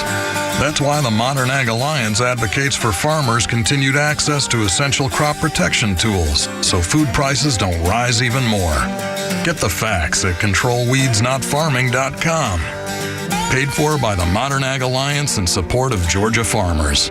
When you buy a Subaru from Subaru of Gwinnett, you're buying more than a vehicle. You're buying safety for your family, an investment that will hold its value, and something that will last a long time. You're buying trust. For a limited time, celebrate all the 2025 models during the Subaru A Lot to Love event, now through March 31st. Whether you're looking to match your adventurous spirit with the 2025 Subaru Outback or lean on the reliability of the 2025 Subaru Forester, Subaru of Gwinnett has the perfect fit for your family. You'll love exploring in the 2025 Subaru Crosstrek, and the 2025 Subaru Legacy is what happens when we put the best of Subaru into a sedan. Plus, every Subaru model comes equipped with standard symmetrical all-wheel drive. Subaru of Gwinnett has been your hometown dealership for years, and we're proud to be here to help your family find a Subaru to love for years to come. And our award-winning service department is here to ensure you've always got someone to lean on and trust when you need us. Stop in for a test drive on Satellite Boulevard in Duluth and meet our incredible staff, or start your shopping online at SubaruofGwinnett.com. No one plans on going to jail, but when it happens, it's important that you know who to call. At A Second Chance Bail Bonds, we believe everyone deserves a second chance. We handle bonds from local to federal for any jail in any city. And in most cases, we can have you or your loved one out of jail in a matter of hours. A Second Chance. It's better to know us and not need us than need us and not know us. Call A Second Chance 24/7 at 404-BAIL-OUT. That's 404-BAIL-OUT. Or online at atlbail.com. Georgia is home to over 600,000 veterans who play an important role in strengthening our communities. The Warrior Alliance is recognizing these contributions at the 4th Annual Veteran Impact Awards and Gala on Thursday, May 22nd at the Coca-Cola Roxy Theater at the Battery, Atlanta. You may participate by nominating a Georgia veteran for their exceptional service after military service in categories such as first responder, healthcare, education, military spouse, and more. Go to thewarrioralliance.org today and submit your veteran nomination. Why does it matter that D. Geller & Son is Atlanta's first diamond wholesaler? Because we get first dibs. When diamonds come to Atlanta, they come to D. Geller & Son first. A bunch of diamonds that look the same on paper, but there's about 1 in every 10 that you can see from across the room, and a lot in every 10 that are what my dad calls duds. So we keep the good one, we pack the rest back up, and they go somewhere else. That somewhere else is usually a big box store that's not quite as picky. That means the same color, same clarity, and same price gets you more brilliance, more sparkle, more bang for your diamond buck at D. Geller & Son. That's what we call the D. Geller difference. So why are we so picky? We live, work, and play right here in Atlanta. So when it comes to getting you the best diamond, we have to get it right. That's why Atlanta's first diamond wholesaler became Atlanta's favorite diamond retailer. Come see the D. Geller & Son difference for yourself and find out why we've been Atlanta's most trusted jeweler since 1939. In Kennesaw, Sandy Springs, and online at dgeller.com. You've heard me talk about Relief Factor and how many people enjoy a better, more pain-free life because of it, including me. If you're dealing with everyday pain, it makes sense you want to try it first. Well, Relief Factor makes that pretty pain-free as well with their 3-week quick start for only $19.95. But Relief Factor is an easy, affordable way to see how it could literally change your life. Relief Factor is a daily supplement that fights pain naturally, developed by doctors. Relief Factor doesn't just mask the pain temporarily, it reduces or eliminates pain. In fact, the longer you take it, the more effective it is. Trying it couldn't be easier with their 3-week quick start for $19.95, less than $1 a day. Just takes one phone call, 1-800-4RELIEF, 1-800-4RELIEF. Wherever you're having pain, every day you feel better is a day you live better. Try Relief Factor's 3-week quick start today. ReliefFactor.com. Call 1-800-4RELIEF, 1-800-4RELIEF.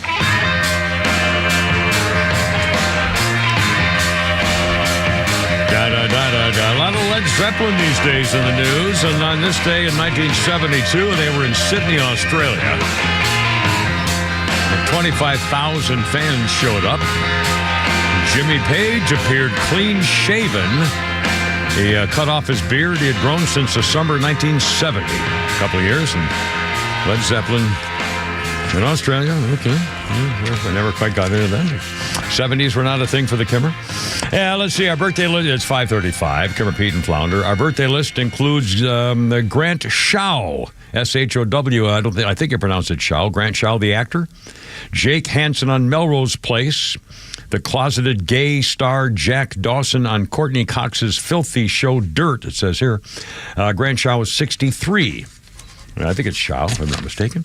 And on this day, let's go take a second. On this day in history, just thinking of the joy of it, was on this day in history, 1827, a group of masked and costumed students danced through the streets of New Orleans, marking the beginning of the very first famous Mardi Gras celebration in 1827, the celebration of Carnival, the weeks between 12th night on January 6th and Ash Wednesday, the beginning of the Christian period of Lent. From Rome across Europe, later to the Americas, nowhere in this country celebrated as grandly as New Orleans. Although I suppose, doesn't Savannah now make a big name for themselves with Mardi Gras? No, Mobile. Mobile? Yeah. Early French settlers, tradition at the end of the 17th century. Mobile, Alabama celebrated its first carnival in 1703. Yeah, Later it was banned. The Louisiana Territory became part of the country in 1803, and New Orleans managed to convince the city to lift the ban on wearing a mask and partying. So the students, inspired by what happened in Paris, started goofing around. Crews formed, Krewe, crews formed, building elaborate, colorful floats, throwing things, metal coins, stuffed toys, beads, and so forth, and which I did. My co-morning man, my guy, I was the news director and the morning host guy in New Orleans, and my Mike Summers, my co-host and news guy. He was my morning news guy co-host, and he and I were invited to go on a float at Mardi Gras, and there's 1 million people in the streets, and it's at night, and we're in costumes, got a mask on, and we're on one of these big, the crew of some, I can't remember what, and I can remember what it was, and we're driving, we're on the little float being pulled along, and so there's people on both sides of the float. Now imagine it's 1 million people everywhere. There's people everywhere on both sides of the float as you're driving down the street all over the place, and it happened to be that we were standing throwing beads to the little people down below us through the crowd, and all of a sudden, on the same side, in that exact spot, I saw right there in front at this one particular spot, my wife and my 2 kids. What are the chances that I would, of anybody on either side of the parade float, of all the things going on, that I would be able to say, oh my God, honey. And of course, I unloaded a whole bag of trinkets and beads and stuff on them. But what were the chances of that happening? And by the way, I did feel kind of bad about, throwing little trinkets and doubloons to the little people, So anyway, but that's, anyway, whatever. And now, of course, New Orleans, for the drunkards and the millionaire divorcees and the people are, ruining I tell you, police if you've never corruption. been to Fat Tuesday, it was so worth it. It was such a blast. Oh, it's different. All right. In fact, when I was there for 6 years, and I used to give the staff Mardi Gras off, and I would do all the news all day long from 4 in the morning. I used to get to 4 in the morning and do the morning show, and then I was a news director, so I stayed there all day from 4 in the morning till 6 at night on Mardi Gras, so that my whole staff could have the day off, and I did all of it. I did all the news and writing and recording and all this stuff, and they didn't give a damn. No, whatever. Hey, thanks, appreciate it, sucker, idiot. Well, that's me. My LinkedIn New Orleans. Never mind. Oh, sorry. Right? No, I'm fine now. 539, Kimber, Pete, and Flounder, 404-741-1230, 741-1230. Oh, I'll get a quick update on the Gene Hackman thing, which now is called officially suspicious, although, again, I hope to God it was just, and no conspiracy theories. One quick thing, again, Glenn Beck, lately, almost every day on Glenn Beck's show, at some point, for a very long period of time, he has one of his AI expert guys on, talking about AI, super AI, and all the things that's happening, and the chat GP stuff, and all these new Alexa things, or whatever this is. This guy he had on today was saying this, and this is the first time I've heard anybody actually say this about what's going on in the world. This guy said, everybody should get the Grok 3. I don't know what that is, but it's an AI app. I get Pete. Is that what you have? Yeah, AI 3, Grok 3 on your phone. He says everybody should get this AI Grok 3 because he said it's easy to use. You can talk to it. It's very simple. And he said everybody should get the Grok 3, and you should play with it. You should have fun with it. You should experiment with it. And you should learn all about it, or you're going to be left behind. Yep. You're going to be like, as I'm speaking now as the Kimmer, a guy like me who knows it's over. There's no way that I can get involved. I could know more than the man in the moon suddenly join the mainstream of the high-tech people with apps and things and Chat GPT and Grok 3. There's no way I could do it. I guarantee I would probably explode. My mind would probably just break. Is talk to it. Ask it a question. It does all the work. Okay, but what work? What was it? I can't do anything for me. Ask it to paint a picture of me riding a buffalo, and it'll do it to you within 2 minutes. And it'll show it on your phone? Yeah, it'll send it to you. All right, and now what's going to... Oh, my God, and we thought people were locked in their phone before. Now they're never going to leave the house. They're never going to go to school again. They're going to put it in your head, Neuralink. It's going to be in their heads. You want to hear what Elon said about it yesterday? Yeah. He said, talking about AI, it's infected by the woke mind virus because humans have programmed that into it. For example, when AIs were asked whether global thermonuclear war or misgendering was worse, the computers picked misgendering. So the problem with a super powerful AI is that it could decide the only real 100% certain way to stop misgendering is to kill all humans. Well, again, it would end all the diseases. They said before, if we want to get rid of cancer, just change the human body or get rid of all the humans who have no more disease. That'd be the simple way. Oh, God. I mean, honestly, and he said, everybody better do this. Everybody better get that. If you're young, you better. Yeah. And I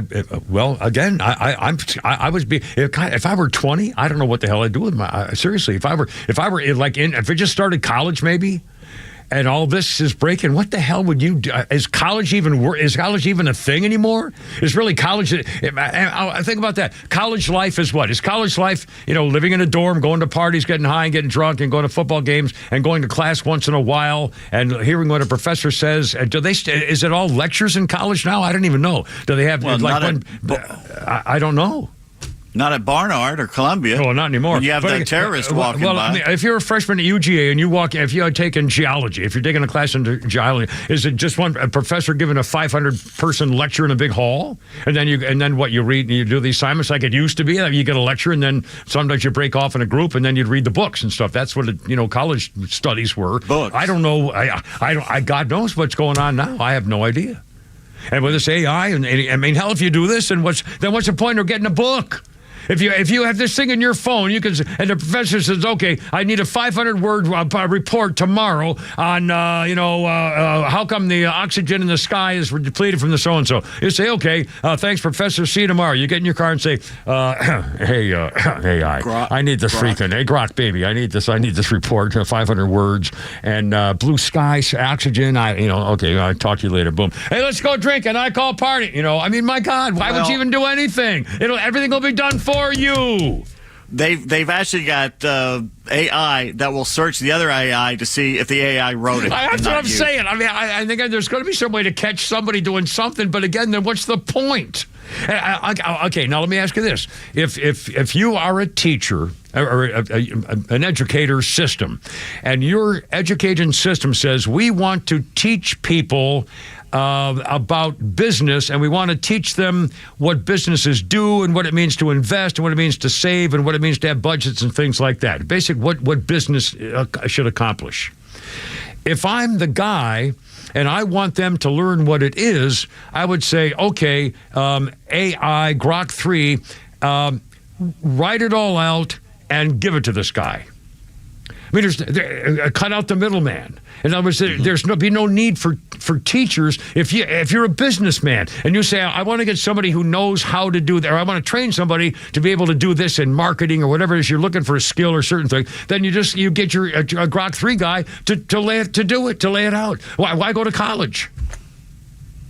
I mean, what if you want somebody to learn something, and you could, it'd be like having a tutor. If you never go to school, if you had a tutor, if the tutor said, "Well, you want to learn geography today? I know. Let's learn geometry." You become an engineer. Triangle. Yeah, and have a guy. You become an engineer or something like that.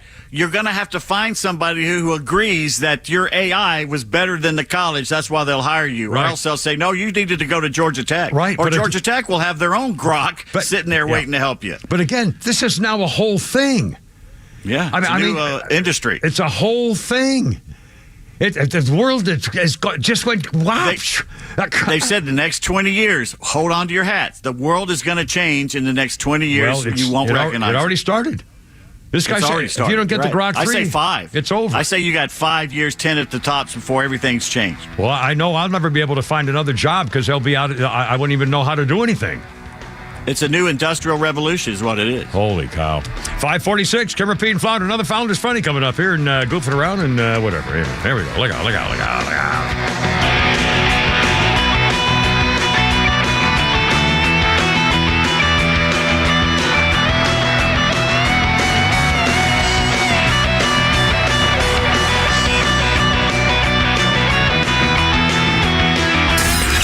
The legend Neil Bortz is only on Extra 106.3. Hey, it's Pete, and here's what you missed from the Talkmaster. So let me stop pussyfooting around and cut to the chase. The world needs to know that the United States is going to stand behind any country that fights terrorism, especially terrorism born of that rag picker who was wandering the Middle East several centuries ago and suddenly decided, hey, I'm going to start a new religion. Hamas is merely carrying out the mandates of Muhammad, disgrace be upon him, as set forth in the Quran. You don't start stopping them now. Where do you start? Let's see if they have any more fear of Donald Trump than they did of Joe Biden. Catch Neil's commentary every day on Extra 106.3 or listen anytime on the Extra 106.3 app. You know the old expression, I love it when a plan comes together? Well, with our First Liberty Notes, this has been so true. Hello, I'm Brant Frost, founder of First Liberty Building and Loan. You hear about our family's company all the time right here on the station. For over 30 years, we've been the local lender who said yes when the big banks say no. A couple of months ago, we opened up our First Liberty Notes program to Main Street investors just like you, and the response has been just incredible. Folks from airline pilots to physicians to even pastors are now earning 8 to 13% interest rates while helping to fuel the growth of local small businesses. If you're a qualified investor with a minimum of $25,000, you too could be earning 8 to 13% interest. We'd love to have you join our First Liberty family today. Go to firstlibertyga.com and see if our First Liberty Notes are right for you. Go to firstlibertyga.com. That's firstlibertyga.com. First Liberty Notes are not obligations of or guaranteed by any financial institution and are not secured by any collateral. They are not FDIC insured or guaranteed by any government agency. You could lose money. SEC accredited investor status must be verified. Securities not offered in any jurisdiction in which it is unlawful. The Atlanta Braves giveaways for this season are here, and you don't want to miss this lineup. Bobbleheads feature Chris Sale and Marcell Ozuna, presented by Delta, and a throwback bobblehead featuring Chipper Jones from the 2000 All-Star Game, presented by SeatGeek. Fans can also look forward to collectibles like the 1995 World Series replica ring and red home jersey giveaways presented by Coke, and a replica of Truist Park, perfect for your office. Visit Braves.com/promos to purchase your tickets today. Hi, I'm Chris Lalamia, owner of the Trusted Toolbox. Got a to-do list a mile long? No problem. We've got the ultimate solution, our Handyman for a Day program. Here's how it works. You get a skilled handyman dedicated to knocking out your honey-do list. Paint touch-ups, drywall repairs, door adjustments, and much more, all done in one day. You want to jump into spring and not worry about your home? Call us now before the rush for your Handyman for a Day, and call us at 770-623-3097 or visit us at thetrustedtoolbox.com. One call, one handyman, one day. The Trusted Toolbox. By texting 64,000, you agree to receive recurring automated marketing messages from Real Success. Message and data rates may apply. No purchase required. Terms apply. Available at ourrealsuccess.com. Do you want to learn how to make money flipping houses and acquiring rental properties right here in Atlanta? We're offering a handful of motivated individuals the opportunity to attend our workshop right here in Atlanta for free. That's right. We'll give you 2 free tickets when you text FLIP to 64,000. Atlanta is the perfect market to flip houses and build rental income. Discover the simple steps developed by Joe Arias, one of real estate's greatest rags to riches stories. You'll learn to flip properties and secure rental properties without using your own money and in your spare time. Don't miss this opportunity. Come to a complimentary live 2-hour workshop this week right here in Atlanta and learn how to start making money flipping homes and building long-term wealth with rental properties. To get 2 free tickets, text FLIP to 64,000. Text in the next 10 minutes, and registrants will also receive a free copy of our Funding for Deals guide. Text FLIP to 64,000 for 2 complimentary tickets. Text FLIP to 64,000. Hey there, I'm Tara, owner and publisher of Our Town Monthly, Cobb's favorite family lifestyle magazine. Partnering with our community and local businesses is what we love to do. Check out what's happening at the Avenue West Cobb. Hey everyone, I'm Alondra. The Avenue West Cobb is just a short drive from Atlanta. Discover the dynamic mix of premium national brands like J. Jill and J. Crew, plus unique local realtors and delicious restaurants, including Lazia and Jim and Nick's. And don't forget our exciting events. Our bunny photos and our annual spring festival is just around the corner, and puppy fun at Paul's Fest is this summer. The Avenue is a vibrant destination with entertainment for the whole family. For the latest details, please visit us at theavenuewestcobb.com. Sounds amazing. Friends, I'll see you at the Avenue West Cobb. Remember, our town is your town at Our Town Monthly.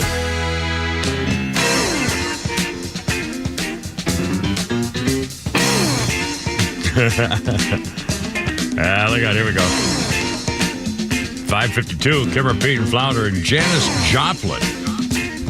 1971, she'd already... This Janis Joplin? Yep. Holy cow.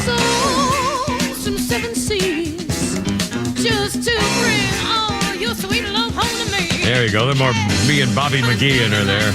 Chris Christopherson said that she would make him cry when she would sing his song that he wrote. And by the way, if you've ever read the lyrics to Me and Bobby McGee, they're really wonderful. The first two stanzas, are just really sweet, simple, and really cool.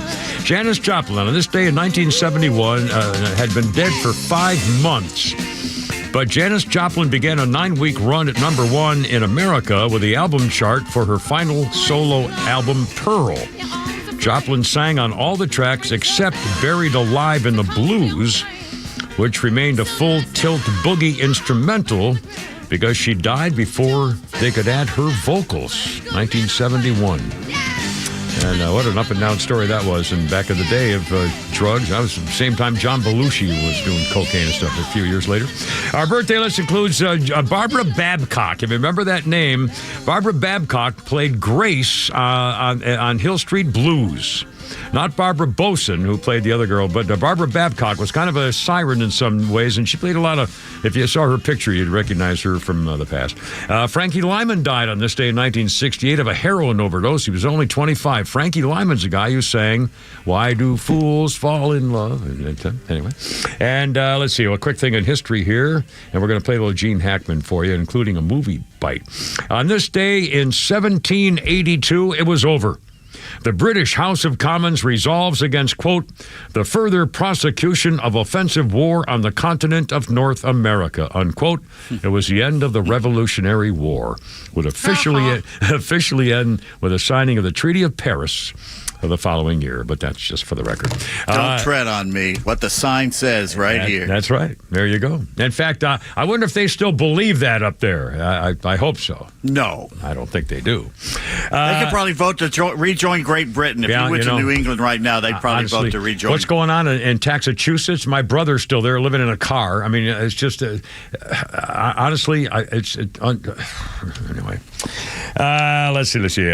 Kimmer, Pete, and the Flounder. Oh, let's do this. Gene Hackman, God bless him, 95 years old. He and his wife dead. One of their dogs dead. Another one guarding the woman still alive, this mommy, and the other one out in the property, but found yesterday, hoping it's carbon monoxide poisoning, but it looks a little suspicious now. They're not sure what's going on. They were mummified, so they'd been like that, been dead for quite some time, apparently. Two things. First of all, Gene Hackman, known for an innumerable amount of really, really good roles, including when he played a basketball coach. And if I remember correctly, I heard this morning they were saying Gene Hackman and who's the motorcycle guy? What's his name? The co-star. I played the drunk coach. Gene Hackman and the guy from the 70s, motorcycle guy. Oh, come on, you're killing me. Dennis Hopper. And Gene Hackman went to Dennis Hopper and said, our careers are over. If we do this movie, our careers are over. This is how bad this movie is. And the movie was the Coach movie. What was it called again? Never saw it. Oh, Flounder's got it right here. What's it called? Flounder, the movie? Hoosiers. There it is. Soundbite right here. My God. Play the thing. Don't tell the ending. I never Just saw play it. the thing. Here you go. Play it. Forget about the crowds. Oh, crap. The size of the school. their fancy uniforms and remember what got you here. Focus on the fundamentals that we've gone over time and time again. And most important, don't get caught up thinking about winning or losing this game. If you put your effort and concentration into playing to your potential to be the best that you can be, I don't care what the scoreboard says at the end of the game, in my book, we're going to be winners. Okay? All right. Let's go. Let's go.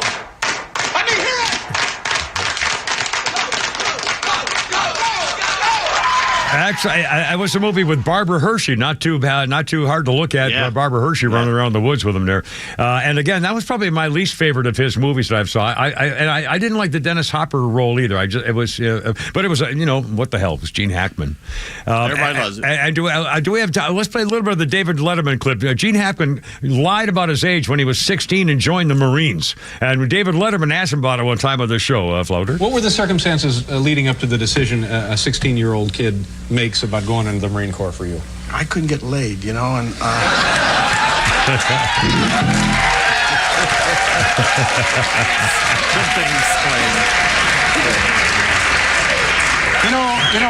I couldn't either, but I thought maybe scouting would help. Anyway, that's it. I had tried scouting. That's David Letterman and Gene Hackman. And, of course, he won 2 Oscars for Unforgiven and The French Connection. And she could have won more. I mean, every role he did was just a remarkable. The Chamber. The Chamber. That was a tough movie to watch, too, as I recall. Wasn't there a kid in that movie Chris O'Donnell? Chris O'Donnell, that's what it was, and he played one of the preppy kids, I think, in one of the Father. He was Robin in Batman and Robin. Well, that's right too. Clooney. That's right too. That didn't help. No, the thing. And Faye Dunaway was in that movie, and Bo Jackson is in that movie. I don't remember that. He plays a prison guard. Yeah. Oh, I'll be damned. God, that was 30 years ago, probably. 90s, I think. Yeah, the 90s, probably. Yeah. Holy cow. Anyway, current PM Flounder 558. And again, Pam Bondi, the Attorney General, says, telling the FBI director, you get those. The FBI in New York has been hiding and secretly squirreling away 2,000 pages of documents on Jeffrey Epstein that they did not turn over as she demanded. And Pam Bondi is ticked off about it and is going to get to the bottom of it. Unbelievable. Flounder's Funnies, one more shot here before we go. What do you got a little something here for us here, Flounder? I take my son up to the classroom. I see an Asian guy, Asian father. That's Asian guy. Look at how quiet it got on Asian father. You believe that? I said, Asian father. Everybody in the room, their ass just tightened up. Oh, wait, guy, where are we going with this? We're looking at the class, and he points out his son. He's the only Asian kid in the class. He's like, that's my boy. I'm like, I know. Hard to miss. You got people in this room looking up here going, you are so close-minded. Don't you think there's other possibilities? Don't you think maybe the Asian father adopted the black child and the black father adopted the Asian child? I said, listen, if I'm putting money on who this Asian kid's going home with, it's this guy. All right? Put $100 on the table. I want to see how PC you get. Where I'm from, these two came in the same car. Who's that, Flounder? Sebastian Monacelco or whatever it is. I mean, you always mispronounce. I always mispronounce his name. Anyway, Flounder, thank you, my friend. Pete Davidson. It's on tomorrow, Let Her Rip Friday. It's only me. I've got to go. You're killing me. Chris Sting, sing me home, baby. Hoorah, herb, herb. The Kimmer Show is live on your ride home on WFOM and W292 EV Marietta on Dickey Broadcasting Station, Extra 106.3.